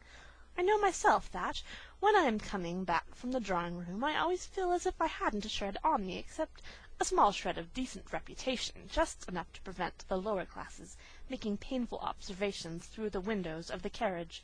The fact is that our society is terribly overpopulated. Really, someone should arrange a proper scheme of assisted emigration. It would do a great deal of good. I quite agree with you, Lady Markby. It is nearly 6 years since I have been in London for the season, and I must say society has become dreadfully mixed. One sees the oddest people everywhere. That is quite true, dear, but one needn't know them. I'm sure I don't know half the people who come to my house. Indeed, from all I hear, I shouldn't like to. Enter Mason. What sort of a brooch was it that you lost, Mrs. Cheveley? A diamond snake brooch with a ruby. A rather large ruby. I thought you said there was a sapphire on the head, dear? Smiling. No, Lady Markby, a ruby. Nodding her head. And very becoming, I'm quite sure. Has a ruby and diamond brooch been found in any of the rooms this morning, Mason? No, my lady. It really is of no consequence, Lady Chiltern. I am so sorry to have put you to any inconvenience. Coldly. Oh, it has been no inconvenience. That will do, Mason. You can bring tea. Exit Mason. Well, I must say it is most annoying to lose anything. I remember once at Bath, years ago, losing in the pump-room an exceedingly handsome cameo bracelet that Sir John had given me. I don't think he has ever given me anything since, I am sorry to say. He is sadly degenerated. Really, this horrid House of Commons quite ruins our husbands for us. I think the Lower House by far the greatest blow to a happy married life that there has been since that terrible thing called the higher education of women was invented. Ah, it is heresy to say that in this house, Lady Markby. Robert is a great champion of the higher education of women, and so, I am afraid, am I. The higher education of men is what I should like to see. Men need it so sadly. They do, dear, but I am afraid such a scheme would be quite unpracticable. I don't think man has much capacity for development. He's got as far as he can, and that is not far, is it? With regard to women, well, dear Gertrude, you belong to the younger generation, and I am quite sure it is all right if you approve of it. In my time, of course, we were taught not to understand anything. That was the old system, and wonderfully interesting it was. I assure you that the amount of things I and my poor dear sister were taught not to understand was quite extraordinary. But modern women understand everything, I am told. Except their husbands. That is the one thing the modern woman never understands. And a very good thing, too, dear, I dare say. It might break up many a happy home if they did. Not yours, I need hardly say, Gertrude. You have married a pattern husband. I wish I could say as much for myself, but since Sir John has taken to attending the debates regularly, which he never used to in the good old days, his language has become quite impossible. He always seems to think he is addressing the House, and consequently, whenever he discusses the state of the agricultural labourer, or the Welsh Church, or something quite improper of that kind, I am obliged to send all the servants out of the room. Is it not unpleasant to see one's own butler, who has been with one for 23 years, actually blushing at the sideboard, and the footmen making contortions in corners like persons in circuses?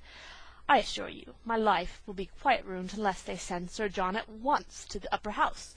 He won't take any interest in politics then, will he? The House of Lords is so sensible, an assembly of gentlemen.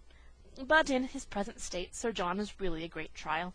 Why, this morning, before breakfast was half over, he stood up on the hearth-rug, put his hands in his pockets, and appealed to the country at the top of his voice. I left the table as soon as I had my second cup of tea, I need hardly say. But his violent language could be heard all over the house. I trust, Gertrude, that Sir Robert is not like that. But I am very much interested in politics, Lady Markby. I love to hear Robert talk about them.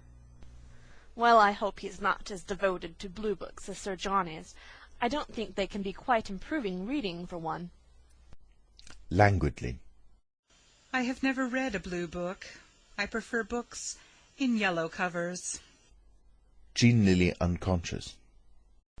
Yellow is a gayer colour, is it not? I used to wear yellow a good deal in my early days, and would do so now if Sir John was not so painfully personal in his observations, and a man on the question of dress is always ridiculous, is he not? Oh, no. I think men are the only authorities on dress. Really? One wouldn't say so from the sort of hats they wear, would one? The butler enters, followed by the footman. Tea is set on a small table close to Lady Chiltern. May I give you some tea, Mrs. Cheveley? Thanks. The butler hands Mrs. Cheveley a cup of tea on a salver. Some tea, Lady Markby? No thanks, dear. The servants go out. The fact is, I've promised to go round for 10 minutes to see poor Lady Brancaster, who is in very great trouble. Her daughter, quite a well-brought-up girl, too, has actually become engaged to be married to a curate in Shropshire.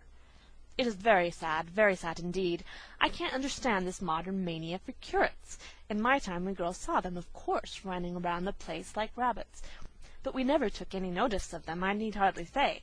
But I am told that nowadays country society is quite honeycombed with them. I think it most irreligious. And then the eldest son has quarrelled with his father, and it is said that when they meet at the club, Lord Brancaster always hides himself behind the money article in the Times. However, I believe it is quite a common occurrence nowadays, and that they have to take in extra copies of the Times at all the clubs in St. James's Street.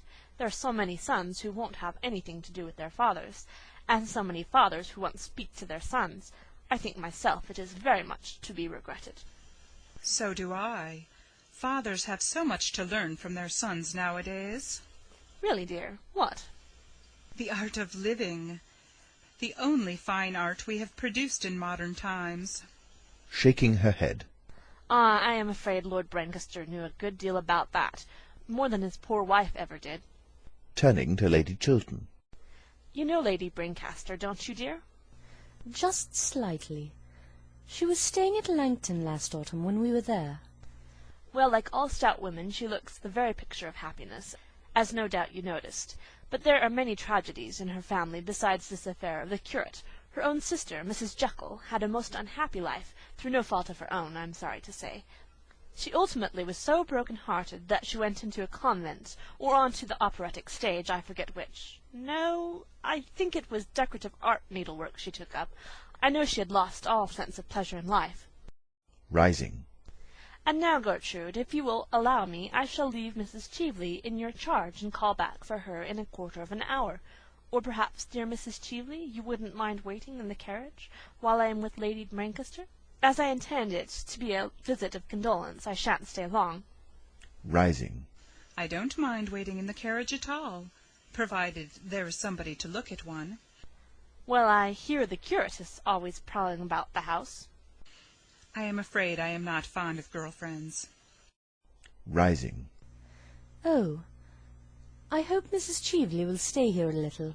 I should like to have a few minutes' conversation with her. How very kind of you, Lady Chiltern. Believe me, nothing would give me greater pleasure. Ah, no doubt you both have many pleasant reminiscences of your schooldays to talk over together. Good-bye, dear Gertrude. Shall I see you at Lady Bonnard's tonight? She discovered a wonderful new genius. He does nothing at all, I believe. That is a great comfort, is it not? Robert and I are dining at home by ourselves tonight, and I don't think I shall go anywhere afterwards. Robert, of course, will have to be in the house, but there is nothing interesting on. Dining at home by yourselves? Is that quite prudent? Ah, I forget. Your husband is an exception. Mine is the general rule, and nothing ages a woman so rapidly as having married the general rule. Exit Lady Markby. Wonderful woman, Lady Markby, isn't she? Talks more and says less than anybody I ever met. She is made to be a public speaker, much more so than her husband, though he is a typical Englishman, always dull and usually violent. Makes no answer, but remains standing. There is a pause. Then the eyes of the two women meet. Lady Chiltern looks stern and pale. Mrs. Cheveley seems rather amused. Mrs. Cheveley, I think it is right to tell you quite frankly that had I known who you really were, I should not have invited you to my house last night. With an impertinent smile. Really? I could not have done so. I see that after all these years you have not changed a bit, Gertrude. I never change. Elevating her eyebrows. Then life has taught you nothing? It has taught me that a person who has once been guilty of a dishonest and dishonourable action may be guilty of it a second time and should be shunned. Would you apply that rule to everyone? Yes, to everyone without exception. Then I am sorry for you, Gertrude, very sorry for you. You see now, I was sure that for many reasons any further acquaintance between us during your stay in London is quite impossible. Leaning back in her chair. Do you know, Gertrude, I don't mind your talking morality a bit. Morality is simply the attitude we adopt towards people whom we personally dislike. You dislike me. I am quite aware of that, and I have always detested you. And yet I have come here to do you a service. Contemptuously. Like the service you wished to render my husband last night, I suppose. Thank heaven I saved him from that. Starting to her feet. It was you who made him write that insolent letter to me? It was you who made him break his promise? Yes. Then you must make him keep it. I give you till tomorrow morning, no more. If by that time your husband does not solemnly bind himself to help me in this great scheme in which I am interested— This fraudulent speculation. Call it what you choose. I hold your husband in the hollow of my hand, and if you are wise, you will make him do what I tell him. Rising and going towards her. You are impertinent. What has my husband to do with you, with a woman like you? With a bitter laugh. In this world, like meets with like. It is because your husband is himself fraudulent and dishonest that we pair so well together. Between you and him there are chasms. He and I are closer than friends. We are enemies linked together. The same sin binds us. How dare you class my husband with yourself? How dare you threaten him or me? Leave my house. You are unfit to enter it. Sir Robert Chiltern enters from behind. He hears his wife's last words, and sees to whom they are addressed. He grows deadly pale. Your house, a house bought with the price of dishonour, a house everything in which he has paid for by fraud. Turns around and sees Sir Robert Chiltern. Ask him what the origin of his fortune is. Get him to tell you how he sold to a stockbroker a cabinet secret. Learn from him to what you owe your position. It is not true! Robert, it is not true! Pointing at him with outstretched finger. Look at him. Can he deny it? Does he dare to? Go at once. You have done your worst now. My worst? I have not yet finished with you, with either of you. I give you both till tomorrow at noon. If by then you don't do what I bid you to do, the whole world shall know the origin of Robert Chiltern. Sir Robert Chiltern strikes the bell. Enter Mason. Show Mrs. Cheveley out. Mrs. Cheveley starts, then bows with somewhat exaggerated politeness to Lady Chiltern, who makes no sign of response. As she passes by Sir Robert Chiltern, who is standing close to the door, she pauses for a moment and looks him straight in the face. She then goes out, followed by the servant, who closes the door after him. The husband and wife are left alone. Lady Chiltern stands like someone in a dreadful dream. When she turns round and looks at her husband, she looks at him with strange eyes, as though she were seeing him for the first time. You sold a cabinet secret for money? You began your life with fraud? You built up your career on dishonour? Oh, tell me it's not true. Lie to me, tell me it's not true. What this woman said is quite true. But Gertrude, listen to me. You don't realize how I was tempted. Let me tell you the whole thing. Goes towards her. Don't come near me, don't touch me. I feel as if you had soiled me forever. Oh, what a mask you have been wearing all these years. A horrible painted mask. You sold yourself for money. Oh, a common thief were better. You put yourself up to sale to the highest bidder. You were bought in the market. You lied to the whole world. And yet you will not lie to me. Rushing towards her. Gertrude, Gertrude! Thrusting him back with outstretched hands. No, don't speak. Say nothing.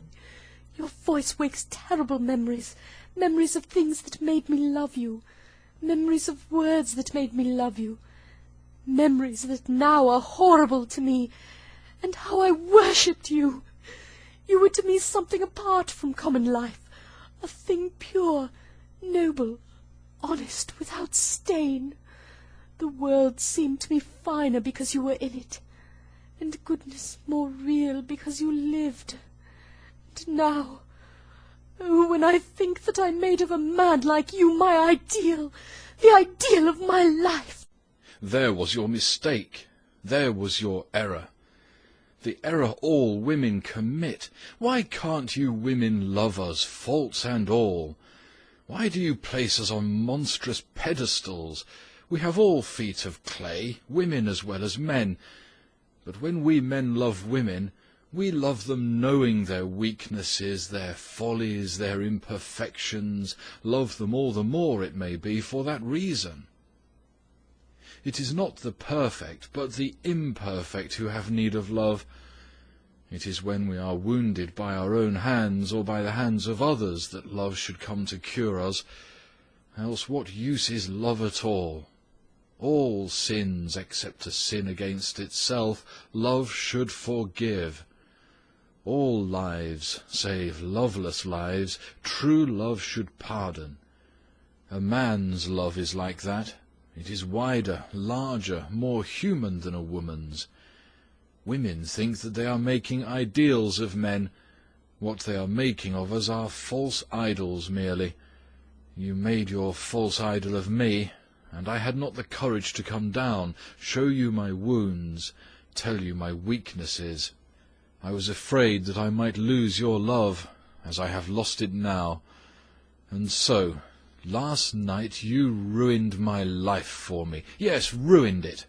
What this woman asked of me was nothing compared to what she offered to me.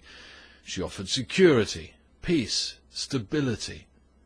The sin of my youth, that I had thought was buried, rose up in front of me, hideous, horrible, with its hands at my throat. I could have killed it forever, sent it back into its tomb, destroyed its record, burned the one witness against me. You prevented me. No one but you know it. And now what is there before me but public disgrace, ruin, terrible shame, the mockery of the world, a lonely, dishonoured life, a lonely, dishonoured death it may be some day. Let women make no more ideals of men. Let them not put them on altars and bow before them, or they may ruin other lives as completely as you whom I have so wildly loved, have ruined mine. He passes from the room. Lady Chiltern rushes towards him, but the door is closed when she reaches it. Pale with anguish, bewildered, helpless, she sways like a plant in the water. Her hands, outstretched, stem to tremble in the air like blossoms in the mind. Then she flings herself down beside a sofa and buries her face. Her sobs are like the sobs of a child. End of Act 2.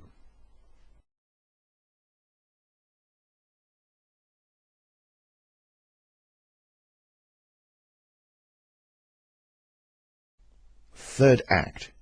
Scene. The library in Lord Goring's house. An Adam room. On the right is the door leading into the hall.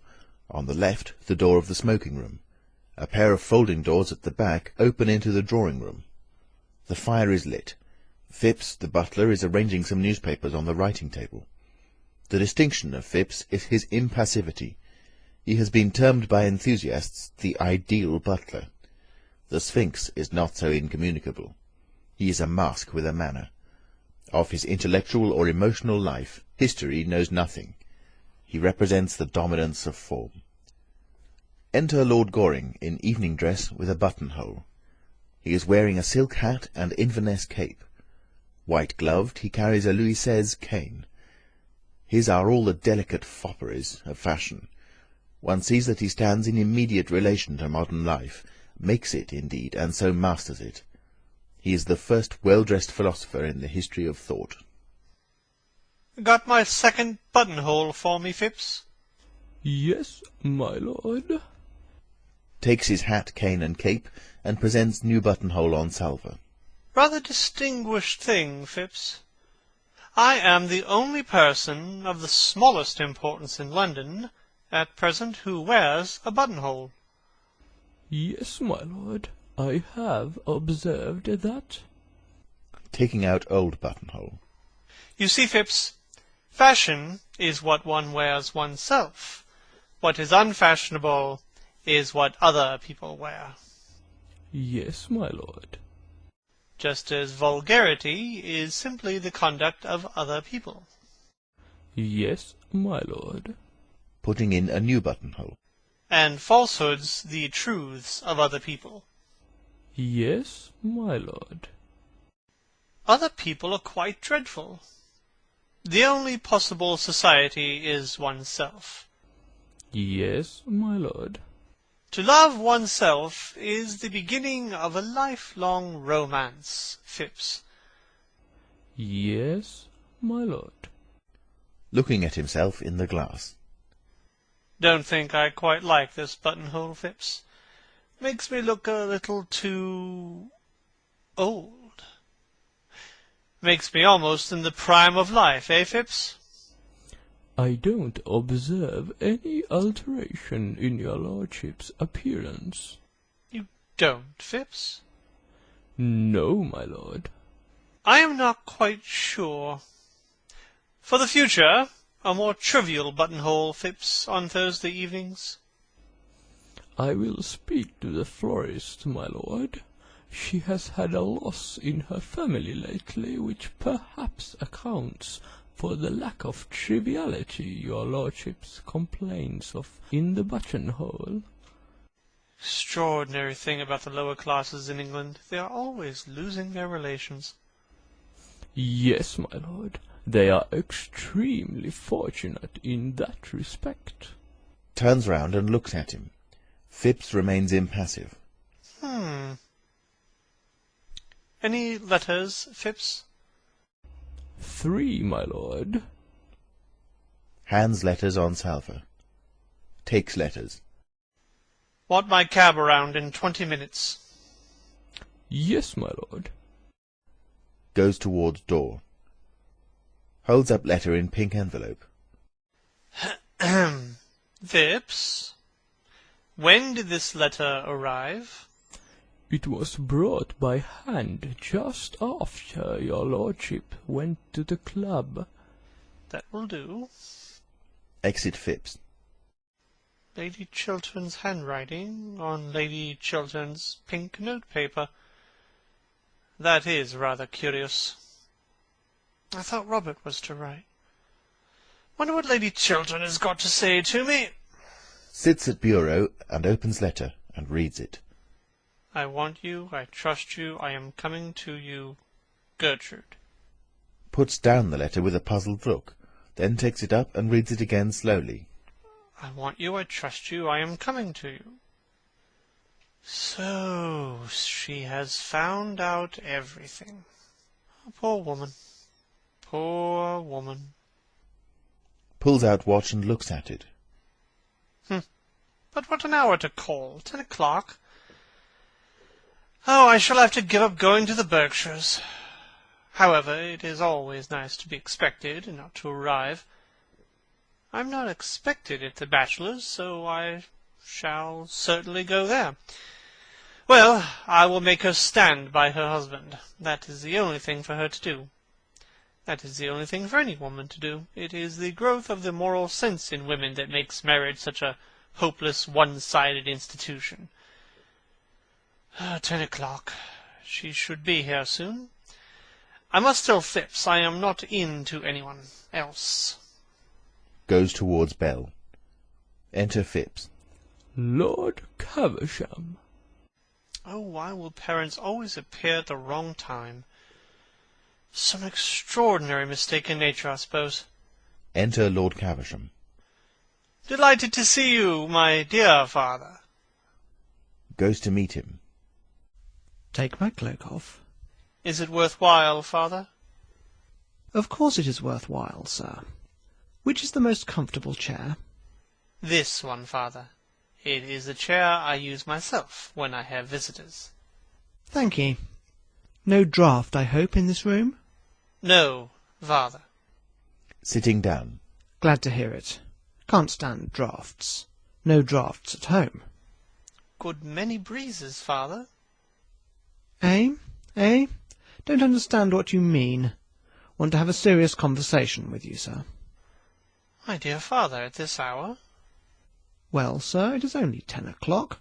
What is your objection to the hour? I think the hour is an admirable hour. Well, the fact is, father, this is not my day for talking seriously. I am very sorry, but it is not my day. What do you mean, sir?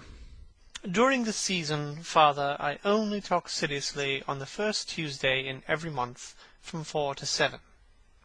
Well, make it Tuesday, sir. Make it Tuesday. But it is after 7, father, and my doctor says I must not have any serious conversation after 7. It makes me talk in my sleep. Talk in your sleep, sir? What does that matter? You are not married. No, father, I am not married. That is what I have come to talk to you about, sir. You have got to get married, and at once. Why, when I was your age, sir, I had been an inconsolable widower for 3 months, and was already paying my addresses to your admirable mother. Damn me, sir, it is your duty to get married. You can't always be living for pleasure. Every man of position is married nowadays. Bachelors are not fashionable any more. They are a damaged lot. Too much is known about them. You must get a wife, sir. Look where your friend Robert Chiltern has got by probity, hard work, and a sensible marriage with a good woman. Why don't you imitate him, sir? Why don't you take him for your model? I think I shall, father. I wish you would, sir. Then I should be happy. At present I make your mother's life miserable on your account. You are heartless, sir, quite heartless. I hope not, father. And it is high time for you to get married. You are 34 years of age, sir. Yes, father, but I only admit to 32.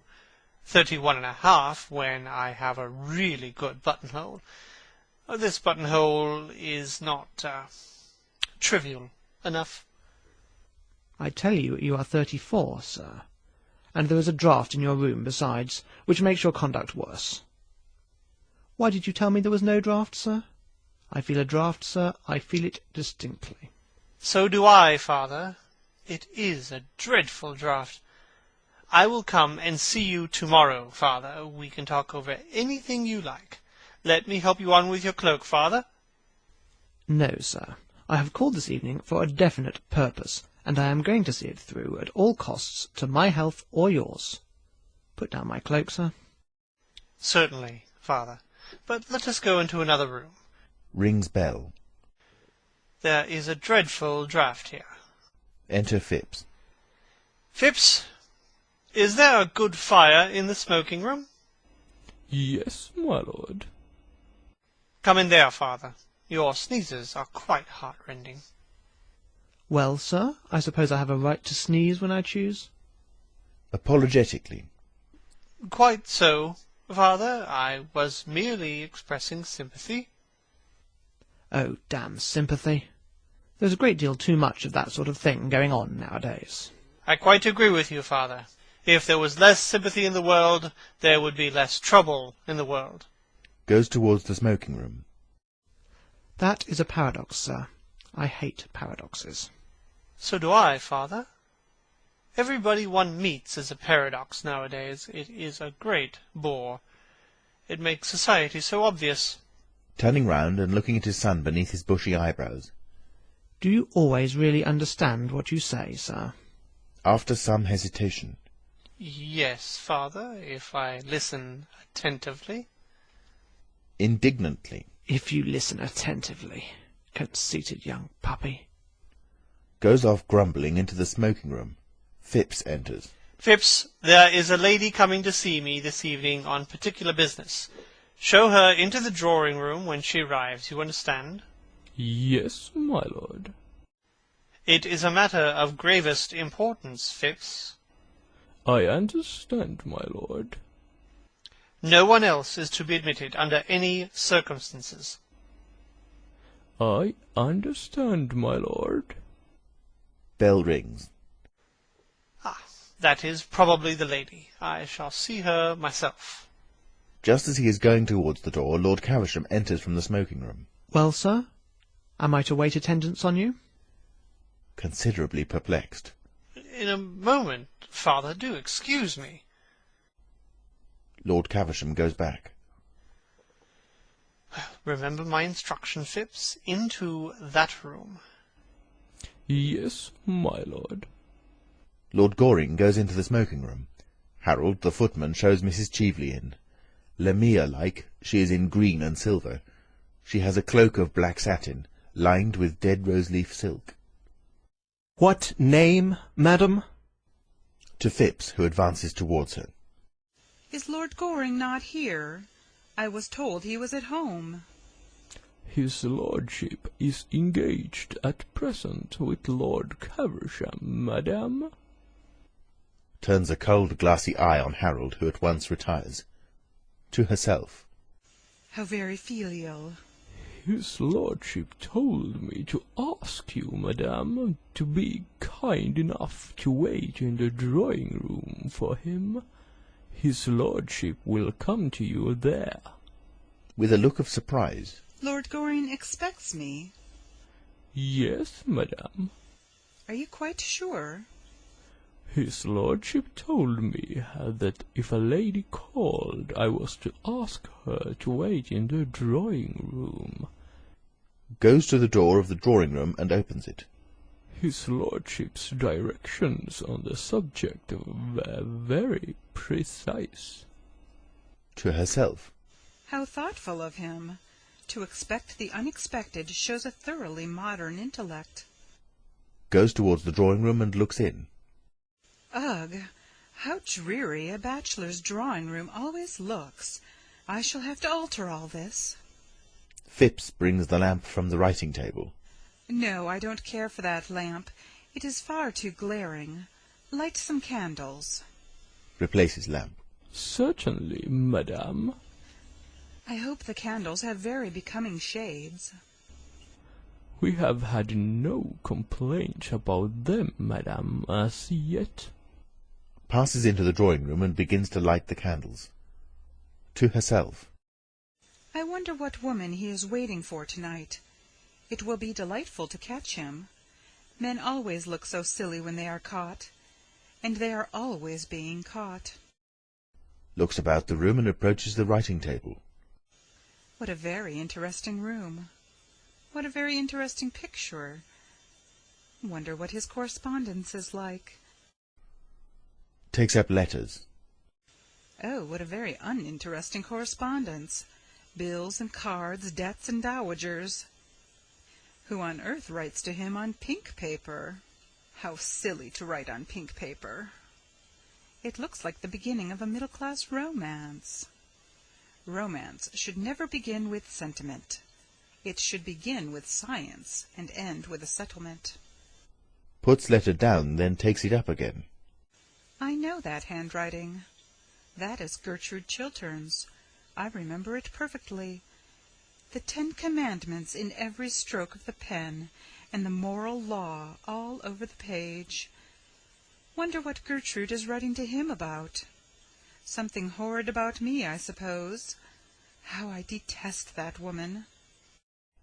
Reads it. I trust you. I want you. I am coming to you, Gertrude. I trust you. I want you. I am coming to you. A look of triumph comes over her face. She is just about to steal the letter when Phipps comes in. The candles in the drawing-room are lit, madam, as you directed. Thank you. Rises hastily and slips the letter under a large silver-cased blotting-book that is lying on the table. I trust the shades will be to your liking, madam. They are the most becoming we have. They are the same as his lordship uses himself when he is dressing for dinner. With a smile. Then I am sure they will be perfectly right. Gravely. Thank you, madam. Mrs. Cheveley goes into the drawing-room. Phipps closes the door and retires. The door is then slowly opened, and Mrs. Cheveley comes out and creeps stealthily towards the writing-table. Suddenly voices are heard from the smoking-room, and Mrs. Cheveley grows pale. She stops. The voices grow louder, and she goes back into the drawing-room, biting her lip. Enter Lord Goring and Lord Caversham. Expostulating. My dear father, if I am to get married, surely you will allow me to choose the time, place, and person, particularly the person. Testily. That is a matter for me, sir. You would probably make a very poor choice. It is I who should be consulted, not you. There is property at stake. It is not a matter for affection. Affection comes later on in married life. Yes, in married life affection comes when people thoroughly dislike each other, father, doesn't it? Puts on Lord Caversham's cloak for him. Certainly, sir. I mean, certainly not, sir. You are talking very foolishly tonight. What I say is that marriage is a matter for common sense. But women who have common sense are so curiously plain, father, aren't they? Of course, I only speak from hearsay. No woman, plain or pretty, has any common sense at all, sir. Common sense is the privilege of our sex. Quite so. And we men are so self-sacrificing that we never use it, do we, father? I use it, sir. I use nothing else. So my mother tells me. It is the secret of your mother's happiness. You are very heartless, sir, very heartless. I hope not, father. Goes out for a moment, then returns, looking rather put out, with Sir Robert Chiltern. My dear Arthur, what a piece of good luck meeting you on the doorstep. Your servant had just told me you were not at home. How extraordinary. The fact is, I am horribly busy tonight, Robert, and I gave orders I was not at home to anyone. Even my father had a comparatively cold reception. He complained of a draught the whole time. Ah, you must be at home to me, Arthur. You are my best friend. Perhaps by tomorrow you will be my only friend. My wife has discovered everything. Ah, I guessed as much. Looking at him. Really? How? After some hesitation. Oh, merely by something in the expression of your face as you came in. Who told her? Mrs. Cheveley herself.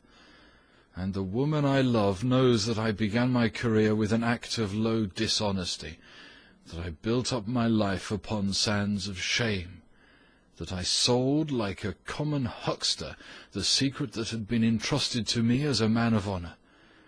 I thank heaven poor Lord Radley died without knowing that I betrayed him.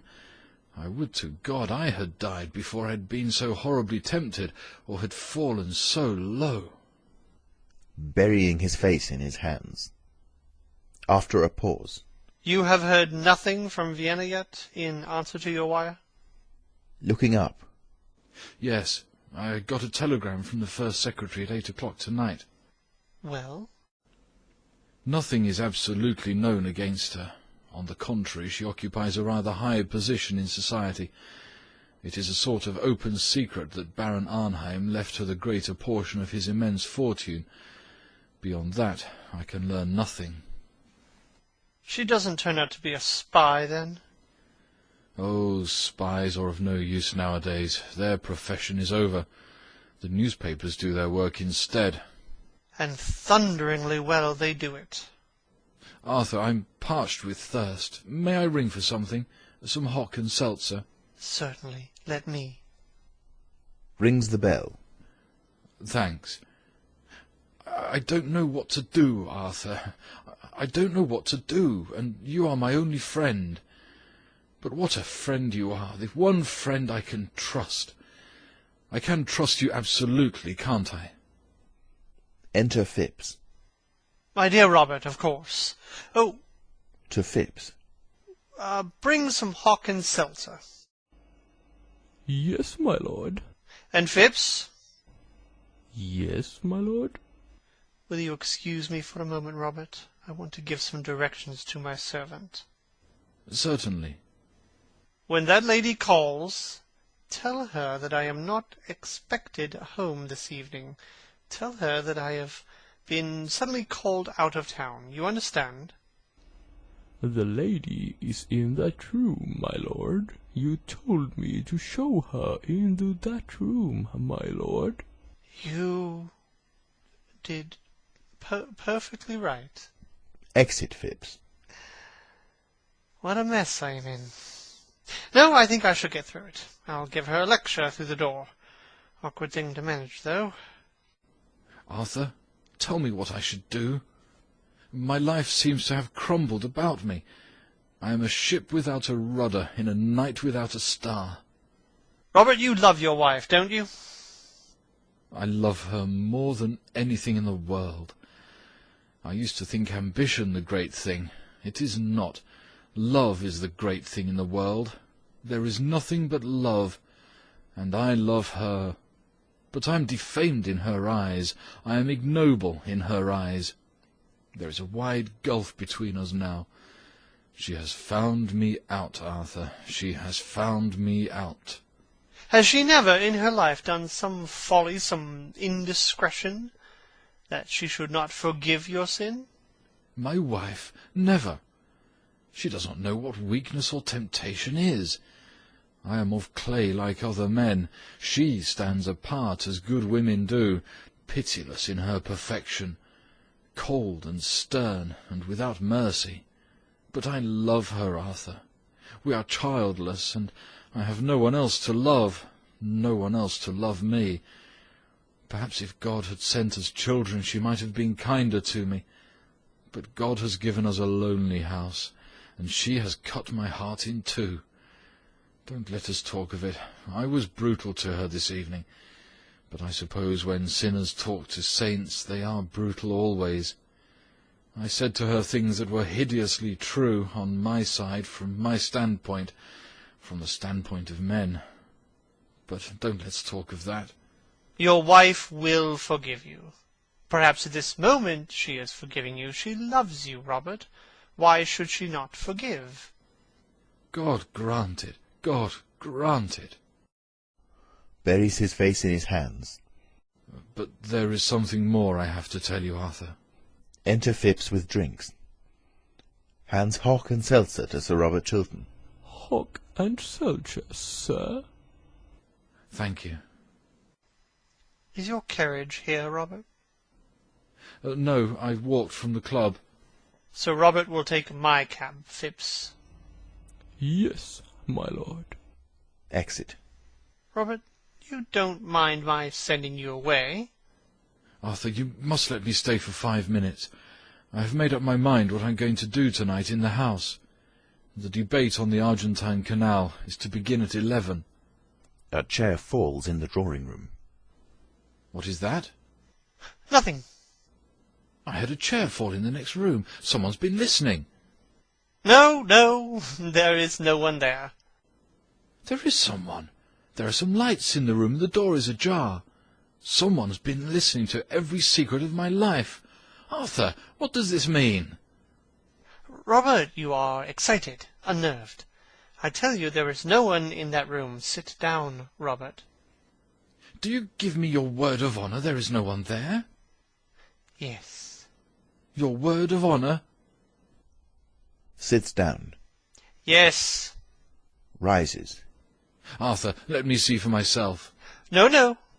If there is no one there, why should I not look in that room? Arthur, you must let me go into that room and satisfy myself. Let me know that no eavesdropper has heard my life's secret. Arthur, you don't realize what I'm going through. Robert, this must stop. I have told you there is no one in that room. That is enough. Rushes to the door of the room. It is not enough. I insist on going into this room. You have told me there is no one there, so what reason can you have for refusing me? For God's sake, don't. There is someone there. Someone whom you must not see. Ah, I thought so. I forbid you to enter that room. Stand back. My life is at stake, and I don't care who is there. I will know who it is to whom I have told my secret and my shame. Enters room. Great heavens, his own wife. Sir Robert Chiltern comes back with a look of scorn and anger on his face. What explanation have you to give for the presence of that woman here? Robert, I swear to you on my honour that the lady is stainless and guiltless of all offence toward you. She is a vile and infamous thing. Don't say that, Robert. It was for your sake she came here. It was to try and save you she came here. She loves you and no one else. You are mad. What have I to do with her intrigues with you? Let her remain your mistress. You are well suited to each other. She, corrupt and shameful, you, false as a friend, treacherous as an enemy even. It is not true, Robert. Before heaven, it is not true. In her presence and in yours, I will explain all. Let me pass, sir. You have lied enough upon your word of honour. Sir Robert Chiltern goes out. Lord Goring rushes to the door of the drawing-room when Mrs. Cheveley comes out, looking radiant and much amused, with a mock curtsy. Good evening, Lord Goring. Mrs. Cheveley? Great heavens! May I ask what you were doing in my drawing-room? Merely listening. I have a perfect passion for listening through keyholes. One always hears such wonderful things through them. Doesn't that sound rather like tempting Providence? Oh, surely Providence can resist temptation by this time. Makes a sign to him to take her cloak off, which he does. I am glad you have called.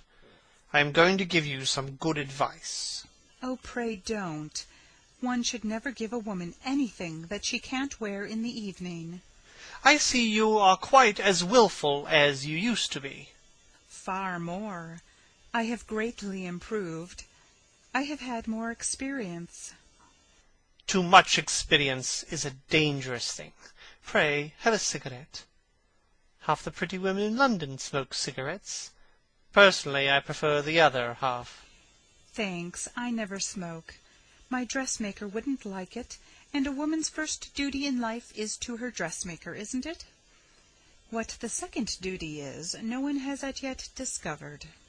You have come here to sell me Robert Chiltern's letter, haven't you? To offer it to you on conditions. How did you guess that? Because you haven't mentioned the subject. Have you got it with you? Sitting down. Oh, no. A well-made dress has no pockets. What is your price for it? How absurdly English you are. The English think that a cheque-book can solve every problem in life. Why, my dear Arthur, I have very much more money than you have, and quite as much as Robert Chiltern has got hold of. Money is not what I want. What do you want, then, Mrs. Cheveley? Why don't you call me Laura? I don't like the name. You used to adore it. Yes, that's why. Mrs. Cheveley motions to him to sit down beside her. He smiles and does so. Arthur, you loved me once. Yes? And you asked me to be your wife. That was the natural result of my loving you. And you threw me over because you saw, or said you saw, poor old Lord Mortlake trying to have a violent flirtation with me in the conservatory at Tenby. I am under the impression that my lawyer settled that matter with you on certain terms, dictated by yourself. At that time I was poor. You were rich. Quite so. That is why you pretended to love me. Shrugging her shoulders. Poor old Lord Mortlake, who had only two topics of conversation, his gout and his wife. I never could quite make out which of the two he was talking about. He used the most horrible language about them both. Well, you were silly, Arthur. Why, Lord Mortlake was never anything more to me than an amusement. One of those utterly tedious amusements one only finds at an English country house on an English country Sunday. I don't think any one at all morally responsible for what he or she does at an English country house. Yes, I know lots of people think that. I loved you, Arthur. My dear Mrs. Cheveley, you have always been far too clever to know anything about love. I did love you, and you loved me. You know you loved me, and love is a very wonderful thing. I suppose that when a man has once loved a woman, he will do anything for her, except continue to love her. Puts her hand on his, taking his hand away quietly. Yes, except that. After a pause. I am tired of living abroad. I want to come back to London. I want to have a charming house here. I want to have a salon. If one could only teach the English how to talk, and the Irish how to listen, society here would be quite civilized. Besides, I have arrived at the romantic stage. When I saw you last night at the Chilterns, I knew you were the only person I had ever cared for, if I ever have cared for anybody, Arthur. And so, on the morning of the day you marry me, I will give you Robert Chiltern's letter. That is my offer. I will give it to you now, if you promise to marry me. Now? Smiling. Tomorrow. Are you really serious? Yes, quite serious. I should make you a very bad husband. I don't mind bad husbands. I have had two. They amuse me immensely. You mean that you amused yourself immensely, don't you? What do you know about my married life? Nothing, but I can read it like a book. What book? Rising. The book of numbers. Do you think it is quite charming of you to be so rude to a woman in your own house? In the case of a very fascinating woman, sex is a challenge, not a defense. I suppose that is meant for a compliment. My dear Arthur, women are never disarmed by compliments. Men always are. That is the difference between the two sexes. Women are never disarmed by anything, as far as I know them. After a pause. Then you are going to allow your greatest friend, Robert Chiltern, to be ruined, rather than marry someone who really has considerable attractions left? I thought you would have risen to some great height of self-sacrifice, Arthur. I think you should. And the rest of your life you could spend in contemplating your own perfections. Oh, I do that as it is. And self-sacrifice is a thing that should be put down by law. It is so demoralizing to the people for one whom sacrifices oneself. They always go to the bad. As if anything could demoralize Robert Chiltern. You seem to forget that I know his real character. What you know about him is not his real character. It was an act of folly done in his youth. Dishonorable, I admit. Shameful, I admit. Unworthy of him, I admit. And therefore, not his true character. How you men stand up for each other.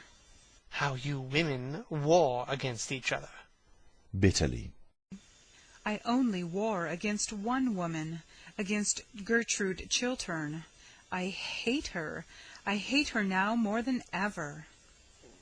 Because you have brought a real tragedy into her life, I suppose. With a sneer. Oh, there is only one real tragedy in a woman's life. The fact that her past is always her lover, and her future invariably her husband. Lady Chiltern knows nothing of the kind of life to which you are alluding. A woman whose size in gloves is 7 3/4 never knows much about anything. You know Gertrude has always worn a 7 3/4.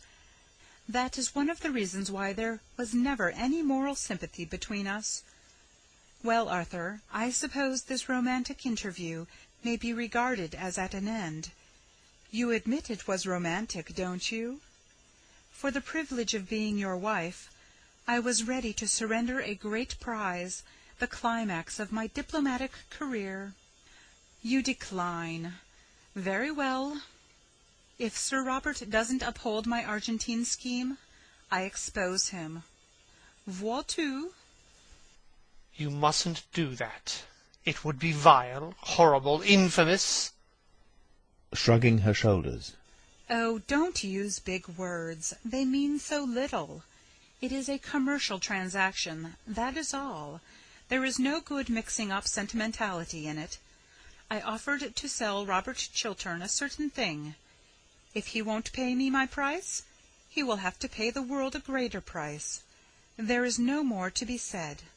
I must go. Good-bye. Won't you shake hands? With you? No. Your transaction with Robert Chiltern may pass as a loathsome commercial transaction of a loathsome commercial age. But you seem to have forgotten that you came here tonight to talk of love. You, whose lips desecrated the word love, you, to whom the thing is a book closely sealed, went this afternoon to the house of one of the most noble and gentle women in the world, to degrade her husband in her eyes, to try and kill her love for him, to put poison in her heart and bitterness in her life, to break her idol, and, it may be, spoil her soul. That I cannot forgive you. That was horrible. For that there can be no forgiveness. Arthur, you are unjust to me. Believe me, you are quite unjust to me. I didn't go to taunt Gertrude at all. I had no idea of doing anything of the kind when I entered. I called with Lady Markby simply to ask whether an ornament, a jewel that I lost somewhere last night, had been found at the Chilterns. If you don't believe me, you can ask Lady Markby. She will tell you it is true. The scene that occurred happened after Lady Markby had left, and was really forced on me by Gertrude's rudeness and sneers.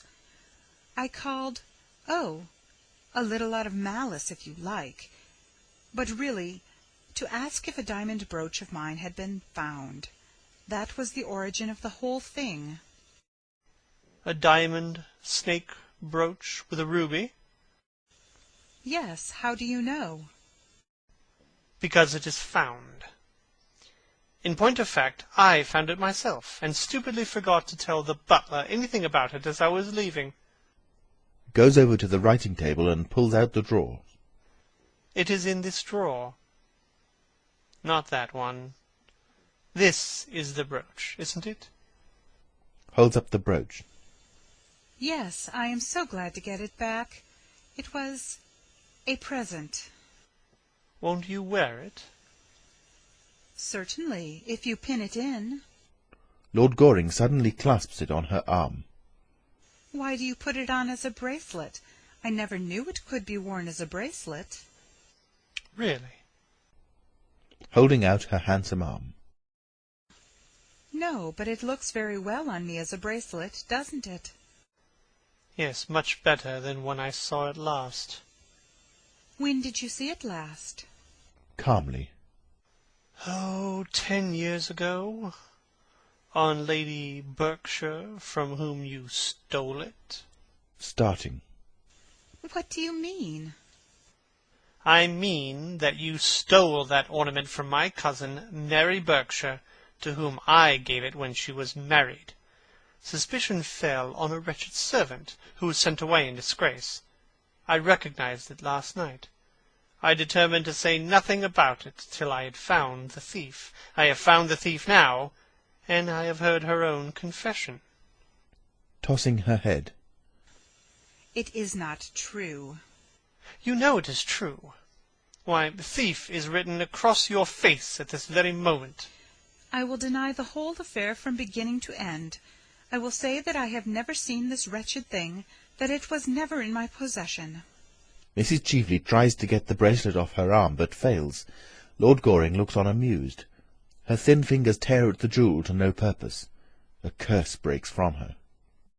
The drawback of stealing a thing, Mrs. Cheveley, is that one never knows how wonderful the thing that one steals is. You can't get that bracelet off unless you know where the spring is. And I see you don't know where the spring is. It is rather difficult to find. You brute! You coward! She tries again to unclasp the bracelet, but fails. Oh, don't use big words. They mean so little. Again tears at the bracelet in a paroxysm of rage with inarticulate sounds, then stops and looks at Lord Goring. What are you going to do?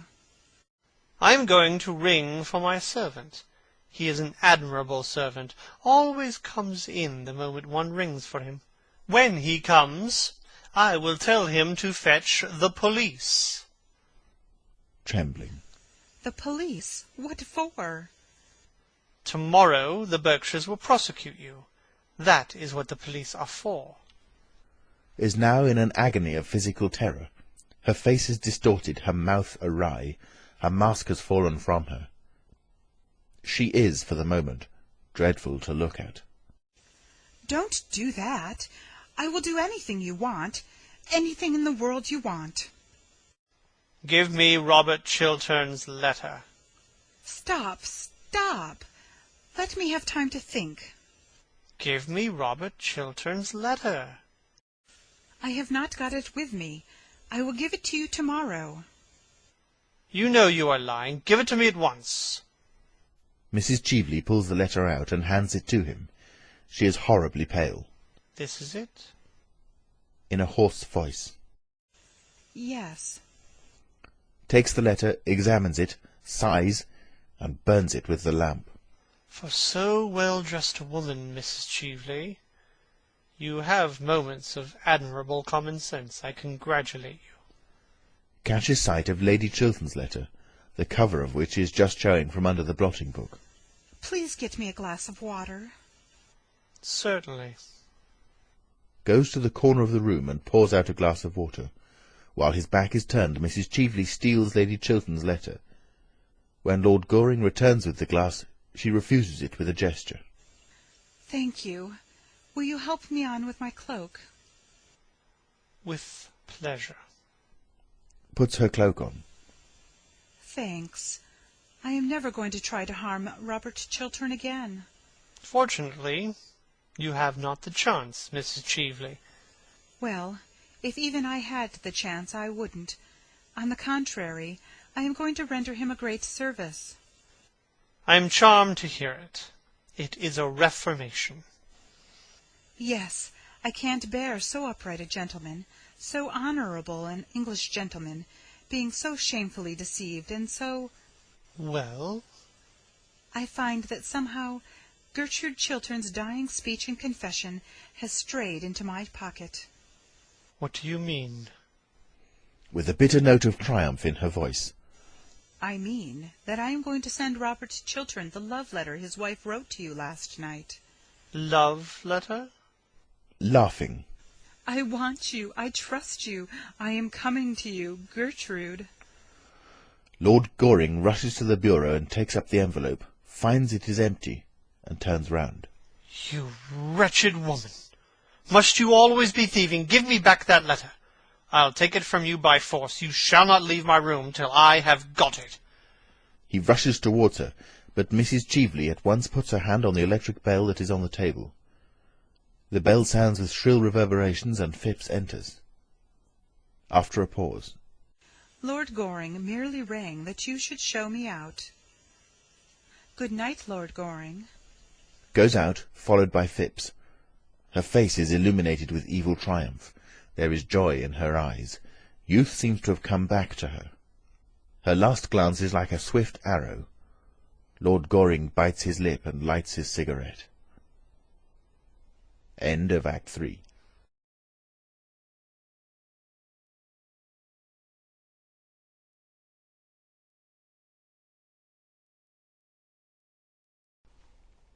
Fourth Act. Scene. Same as Act 2. Lord Goring is standing by the fireplace with his hands in his pockets. He is looking rather bored. He pulls out his watch, inspects it, and rings the bell. It is a great nuisance. I can't find anyone in this house to talk to. And I am full of interesting information. I feel like the latest edition of, something or other. Enter servant. Sir Robert is still at the Foreign Office, my lord. Lady Chiltern not down yet? Her ladyship has not yet left her room. Miss Chiltern has just come in from riding. To himself. Ah, that is something. Lord Caversham has been waiting some time in the library for Sir Robert. I told him your lordship was here. Thank you. Would you kindly tell him I've gone? Bowing. I shall do so, my lord. Exit servant. Really, I don't want to meet my father 3 days running. It is a great deal too much excitement for any son. I hope to goodness he won't come up. Fathers should neither be seen nor heard. That is the only proper basin for family life. Mothers are different. Mothers are darlings. Throws himself down into a chair, picks up a paper, and begins to read it. Enter Lord Caversham. Well, sir, what are you doing here? Wasting your time as usual, I suppose? Throws down paper and rises. My dear father, when one pays a visit, it is for the purpose of wasting other people's time, not one's own. Have you been thinking over what I spoke to you about last night? I have been thinking of nothing else. Engaged to be married yet? Genially. Not yet. But I hope to be before lunchtime. Caustically. You can have till dinner time if it would be of any convenience to you. Thanks, awfully. But I think I'd sooner be engaged before lunch. Never know when you are serious or not. Neither do I, father. A pause. I suppose you have read the Times this morning? Airily. The Times? Certainly not. I only read the Morning Post. All that one should know about modern life is where the duchesses are. Anything else is quite demoralizing. Do you mean to say you have not read the Times' leading article on Robert Chiltern's career? Good heavens, no. What does it say? What should it say, sir? Everything complimentary, of course. Chiltern's speech last night on this Argentine canal scheme was one of the finest pieces of oratory ever delivered in the House since Canning. Ah, never heard of Canning. Never wanted to, and did Chiltern uphold the scheme? Uphold it, sir? How little you know him. Why, he denounced it roundly, and the whole system of modern political finance. This speech is the turning point in his career, as the Times points out. You should read this article, sir. Opens the Times. Sir Robert Chiltern, most rising of our young statesmen, brilliant orator, unblemished career, well-known integrity of character, represents what is best in English public life, noble contrast to the lax morality among foreign politicians. They will never say that of you, sir. I sincerely hope not, father. However, I am delighted at what you tell me about Robert. Thoroughly delighted. It shows he has got pluck. He has got more than pluck, sir. He has got genius. Ah, I prefer pluck. It is not so common nowadays as genius is. I wish you would go into Parliament. My dear father, only people who look dull ever get into the House of Commons, and only people who are dull ever succeed there. Why don't you try to do something useful in life? I am far too young. Testily. I hate this affectation of youth, sir. It is a great deal too prevalent nowadays. Youth isn't an affectation. Youth is an art. Why don't you propose to that pretty Miss Chiltern? I am of a very nervous disposition, especially in the morning. I don't suppose there's the smallest chance of her accepting you. I don't know how the betting stands today. If she did accept you, she would be the prettiest fool in England. That is just what I should like to marry. A thoroughly sensible wife would reduce me to a condition of absolute idiocy in less than 6 months. You don't deserve her, sir. My dear father, if we men married the women we deserved, we should have a very bad time of it. Enter Mabel Chiltern. Oh, how do you do, Lord Caversham? I hope Lady Caversham is quite well. Lady Caversham is as usual as usual. Good morning, Miss Mabel. Taking no notice at all of Lord Goring, and addressing herself exclusively to Lord Caversham. And Lady Caversham's bonnets, are they at all better?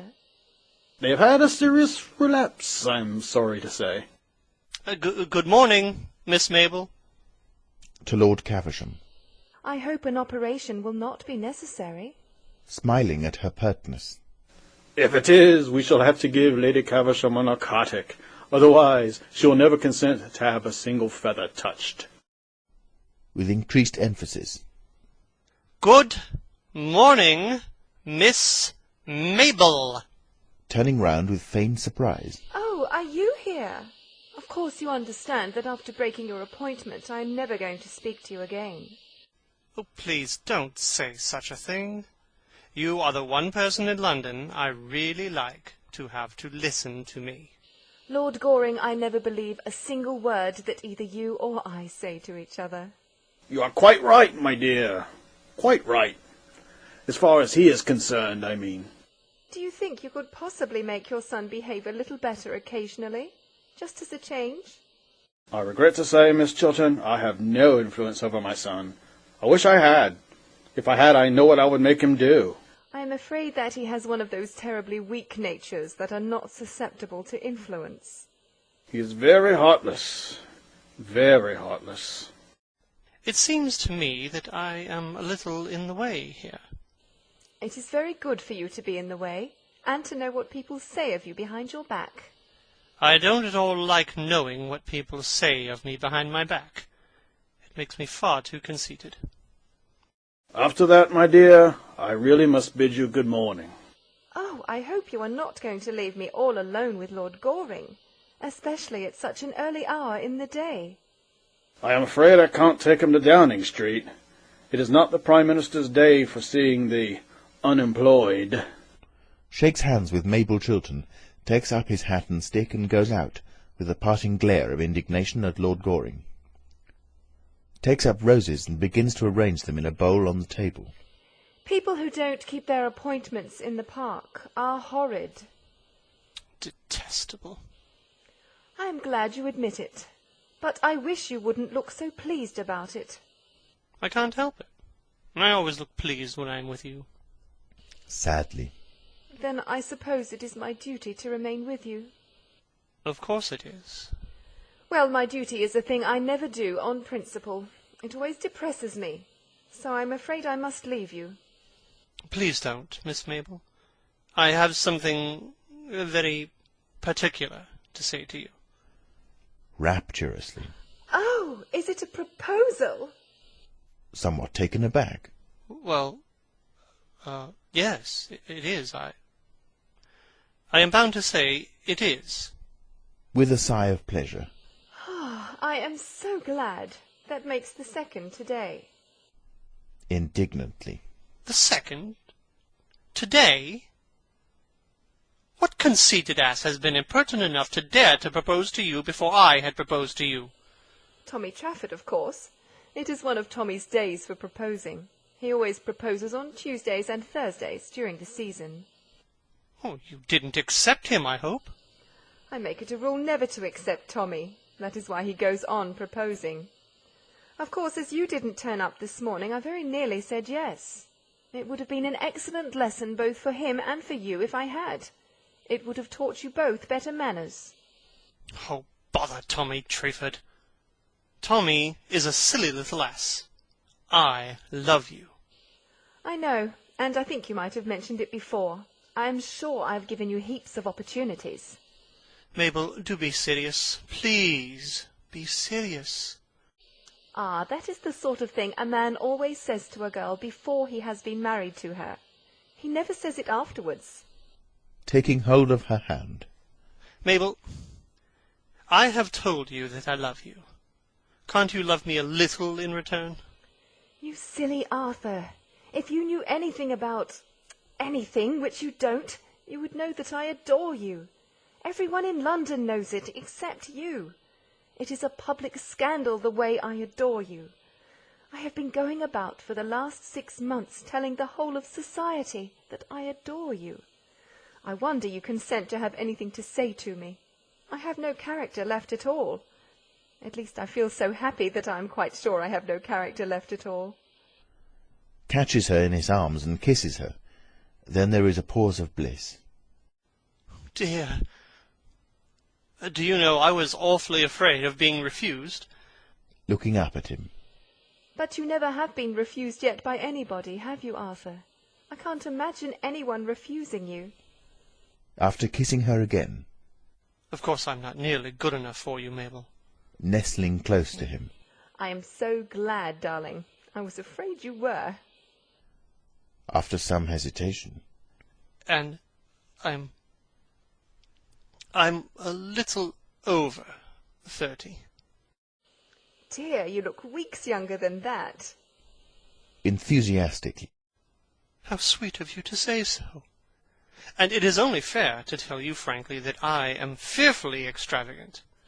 But so am I, Arthur, so we're sure to agree. And now I must go and see Gertrude. Must you really? Kisses her. Yes. Then do tell her I want to talk to her particularly. I have been waiting here all the morning to see either her or Robert.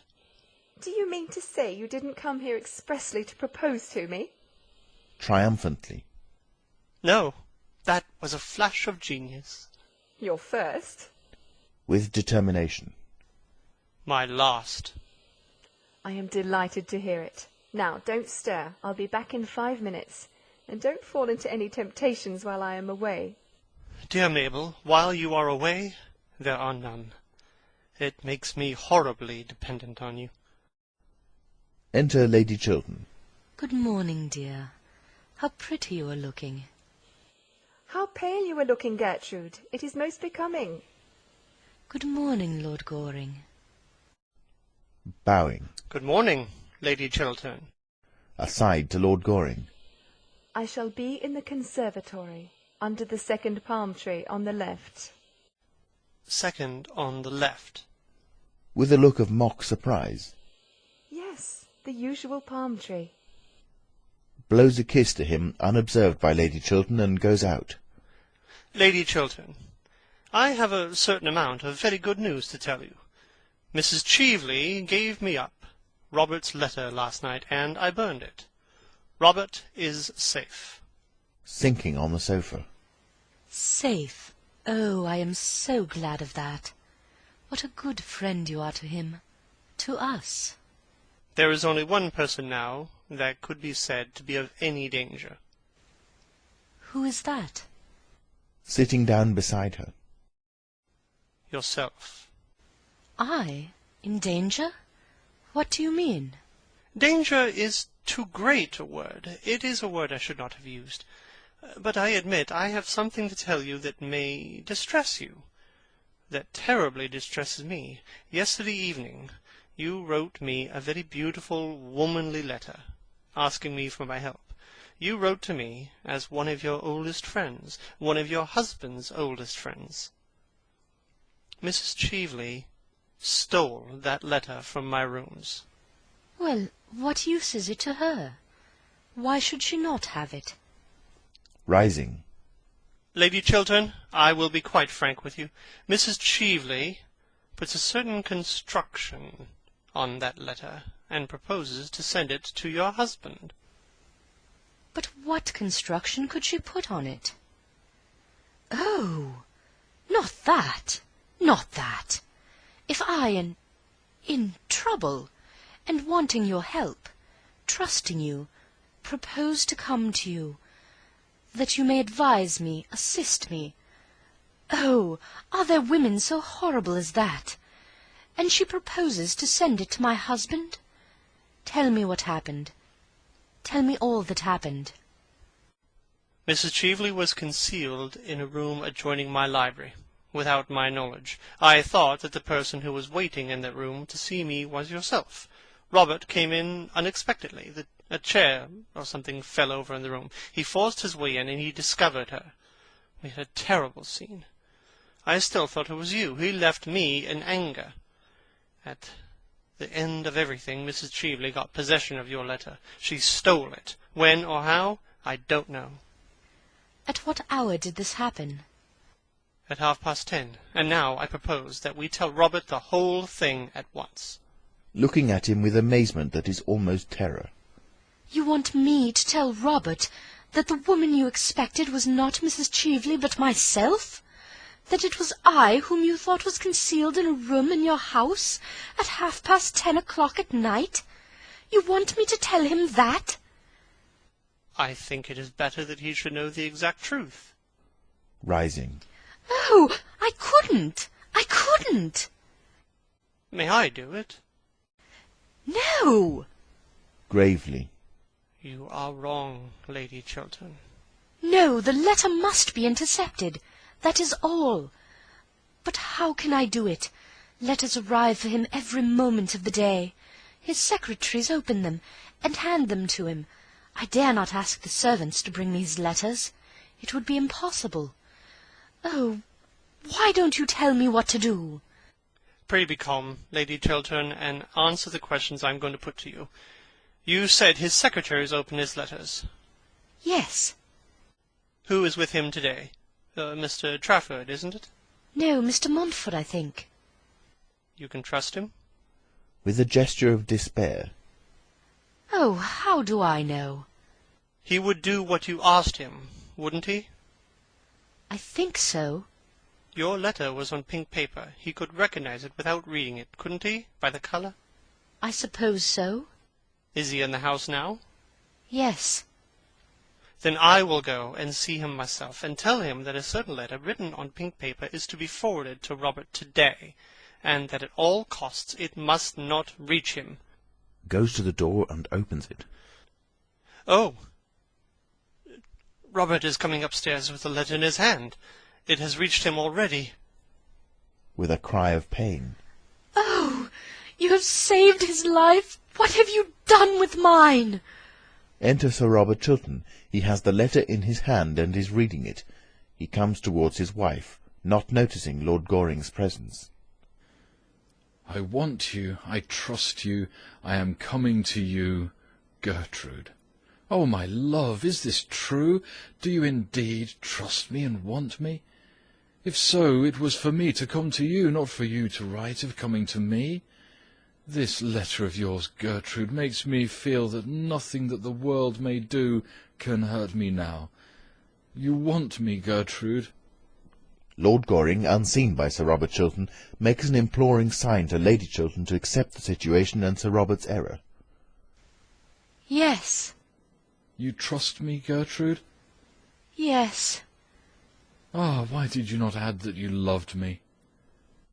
Taking his hand. Because I love you. Lord Goring passes into the conservatory. Kisses her. Gertrude, you don't know what I feel. When Montfort passed me your letter across the table, he had opened it by mistake, I suppose, without looking at the handwriting on the envelope, and I read it. Oh, I did not care what disgrace or punishment was in store for me. I only thought that you loved me still. There is no disgrace in store for you, nor any public shame. Mrs. Cheveley has handed over to Lord Goring the document that was in her possession, and he has destroyed it. Are you sure of this, Gertrude? Yes, Lord Goring has just told me. Then I am safe. Oh, what a wonderful thing to be safe. For 2 days I've been in terror. I am safe now. How did Arthur destroy my letter? Tell me. He burned it. I wish I had seen that one sin of my youth burning to ashes. How many men there are in modern life who would like to see their past burning to white ashes before them. Is Arthur still here? Yes. He's in the conservatory. I'm so glad now I made that speech last night in the house. So glad. I made it thinking that public disgrace might be the result, but it has not been so. Public honour has been the result. I think so. I fear so almost. For although I am safe from detection, although every proof against me is destroyed, I suppose, Gertrude, I suppose I should retire from public life. He looks anxiously at his wife. Eagerly. Oh, yes, Robert, you should do that. It is your duty to do that. It is much to surrender. No, it will be much to gain. Sir Robert Chiltern walks up and down the room with a troubled expression, then comes over to his wife and puts his hand on her shoulder. And you would be happy living somewhere alone with me? Abroad, perhaps? Or in the country, away from London, away from public life? You would have no regrets? Oh, none, Robert. Sadly. And your ambition for me? You used to be so ambitious for me. Oh, my ambition! I have none now, but that we two may love each other. It was your ambition that led you astray. Let us not talk about ambition. Lord Goring returns from the conservatory looking very pleased with himself, and with an entirely new buttonhole that someone has made for him. Going towards him. Arthur, I have to thank you for what you have done for me. I don't know how I can repay you. Shakes hands with him. My dear fellow, I'll tell you at once. At the present moment, under the usual palm tree, in the conservatory. Enter Mason. Lord Caversham. That admirable father of mine really makes a habit of turning up at the wrong moment. It is very heartless of him, very heartless indeed. Enter Lord Caversham. Mason goes out. Good morning, Lady Chiltern. Warmest congratulations to you, Chiltern, on your brilliant speech last night. I have just left the Prime Minister, and you are to have the vacant seat in the Cabinet. With a look of joy and triumph.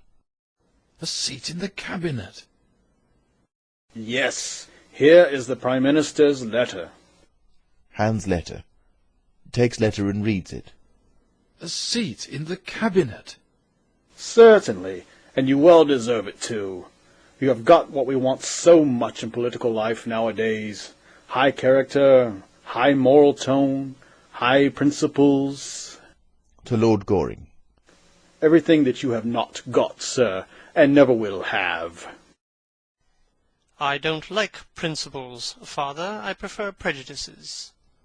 Sir Robert Chiltern is on the brink of accepting the Prime Minister's offer when he sees his wife looking at him with her clear, candid eyes. He then realizes that it is impossible.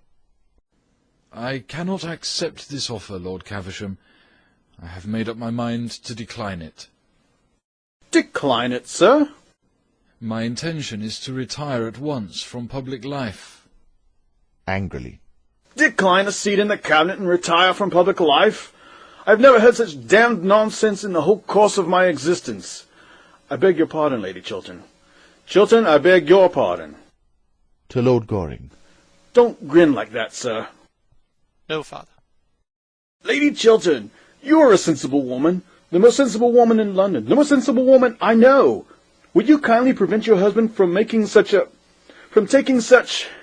Would you kindly do that, Lady Chiltern?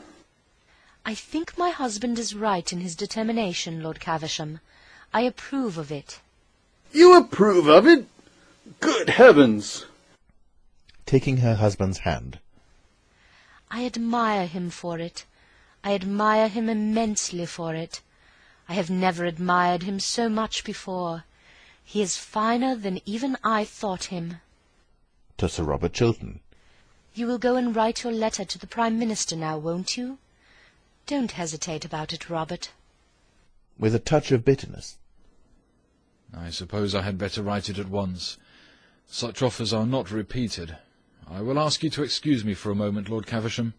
I may come with you, Robert, may I not? Yes, Gertrude. Lady Chiltern goes out with him. What is the matter with this family? Something wrong here, eh? Tapping his forehead. Idiocy? Hereditary, I suppose. Both of them, too. Wife as well as husband. Very sad indeed. And they're not an old family. Can't understand it. It is not idiocy, father, I assure you. What is it then, sir? After some hesitation. Well, it is what is called, nowadays, a high moral tone, father. That is all. Hate these newfangled names. Same thing we used to call idiocy 50 years ago. Shan't stay in this house any longer. Taking his arm.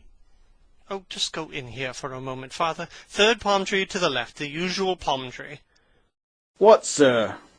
I beg your pardon, Father, I forgot. The conservatory, Father, the conservatory. There is someone there I want you to talk to. What about, sir? About me, Father. Grimly.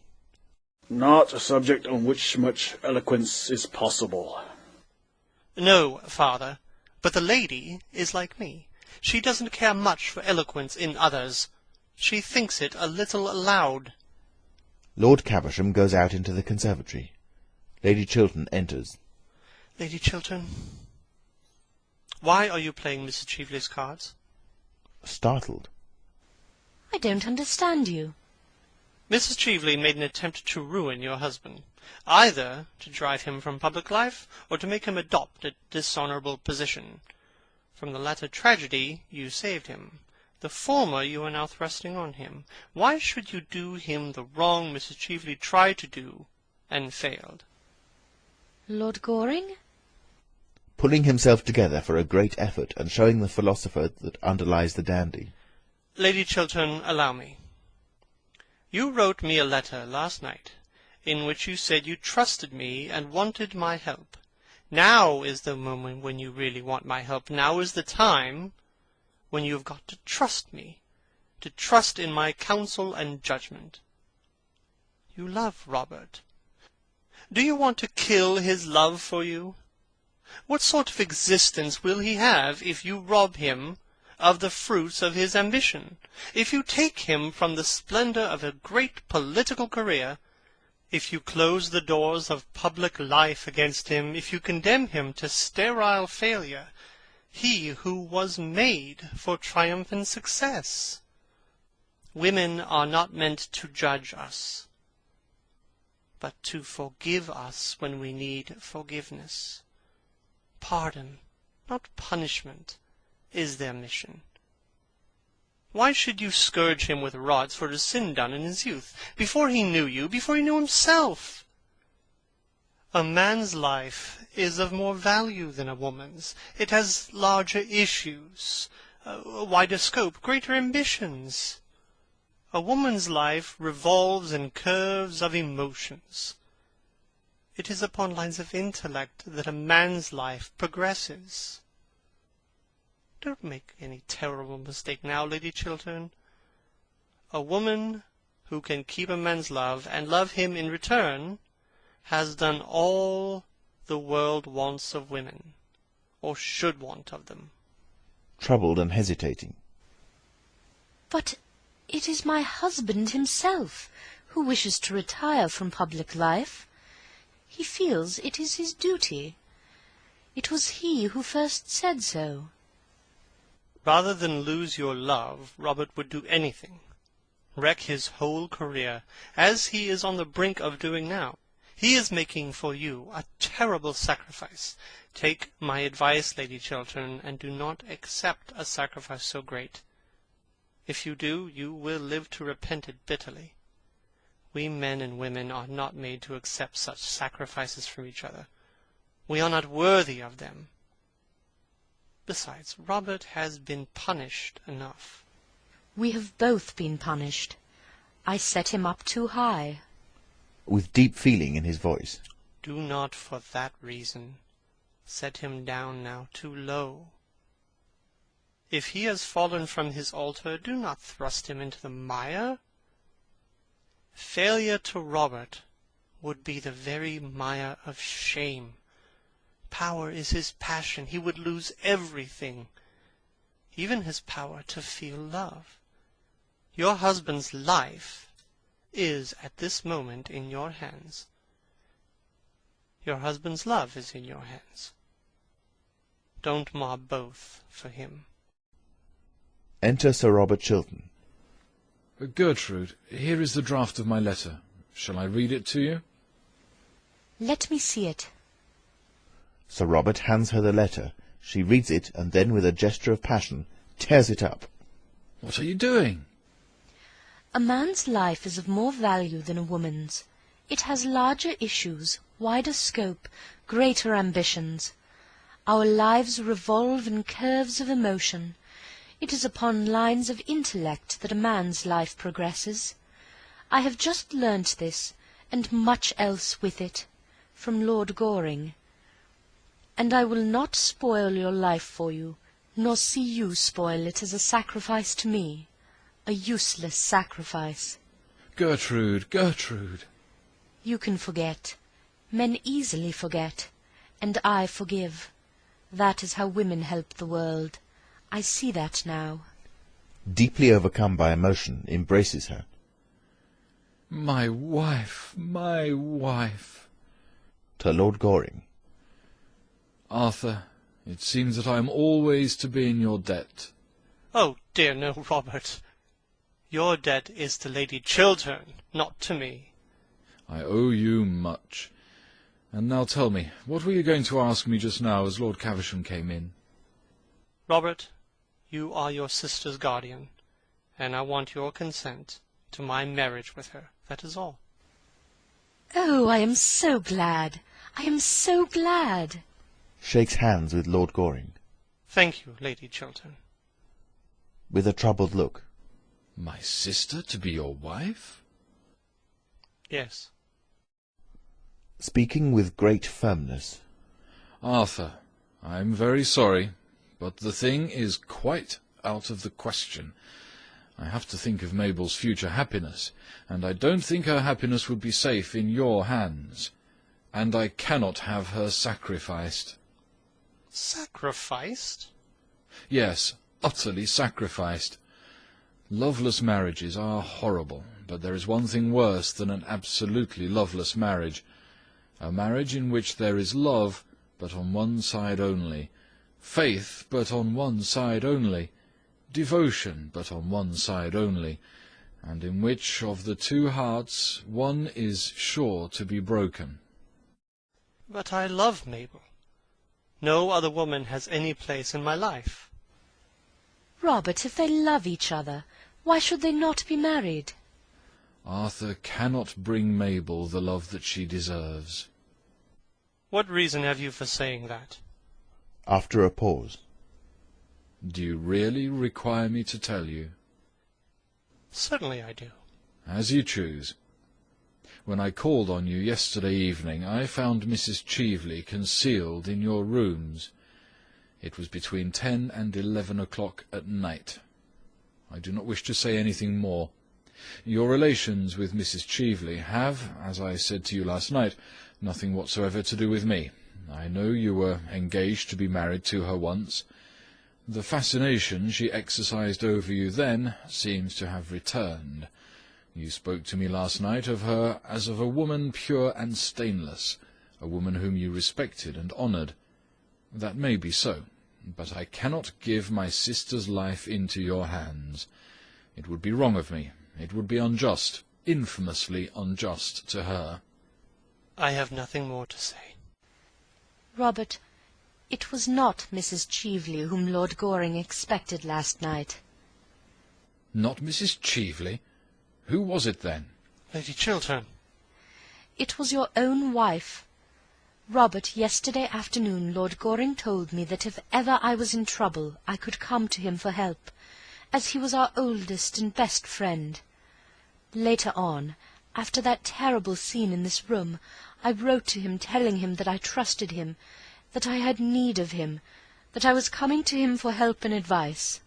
Sir Robert Chiltern takes the letter out of his pocket. Yes, that letter. I didn't go to Lord Goring's after all. I felt that it is from ourselves alone that help can come. Pride made me think that. Mrs. Cheveley went. She stole my letter and sent it anonymously to you this morning, that you should think. Oh, Robert, I cannot tell you what she wished you to think. What? Had I fallen so low in your eyes that you thought that even for a moment I could have doubted your goodness? Gertrude, Gertrude, you are to me the white image of all good things, and sin can never touch you. Arthur, you can go to Mabel, and you have my best wishes. Oh, stop for a moment. There is no name at the beginning of this letter. The brilliant Mrs. Cheveley does not seem to have noticed that. There should be a name. Let me write yours. It is you I trust and need, you and none else. Well, really, Lady Chiltern, I think I should have back my own letter. Smiling. No, you shall have Mabel. Takes the letter and writes her husband's name on it. Well, I hope she hasn't changed her mind. It's nearly 20 minutes since I saw her last. Enter Mabel Chiltern and Lord Caversham. Lord Goring, I think your father's conversation much more improving than yours. I am only going to talk to Lord Caversham in the future, and always under the usual palm tree. Darling. Kisses her. Considerably taken aback. What does this mean, sir? You don't mean to say that this charming, clever young lady has been so foolish as to accept you? Certainly, father. And Chiltern's been wise enough to accept the seat in the cabinet. I am very glad to hear that, Chiltern. I congratulate you, sir. If this country doesn't go to the dogs or the radicals, we shall have you as Prime Minister some day. Enter Mason. Luncheon is on the table, m'lady.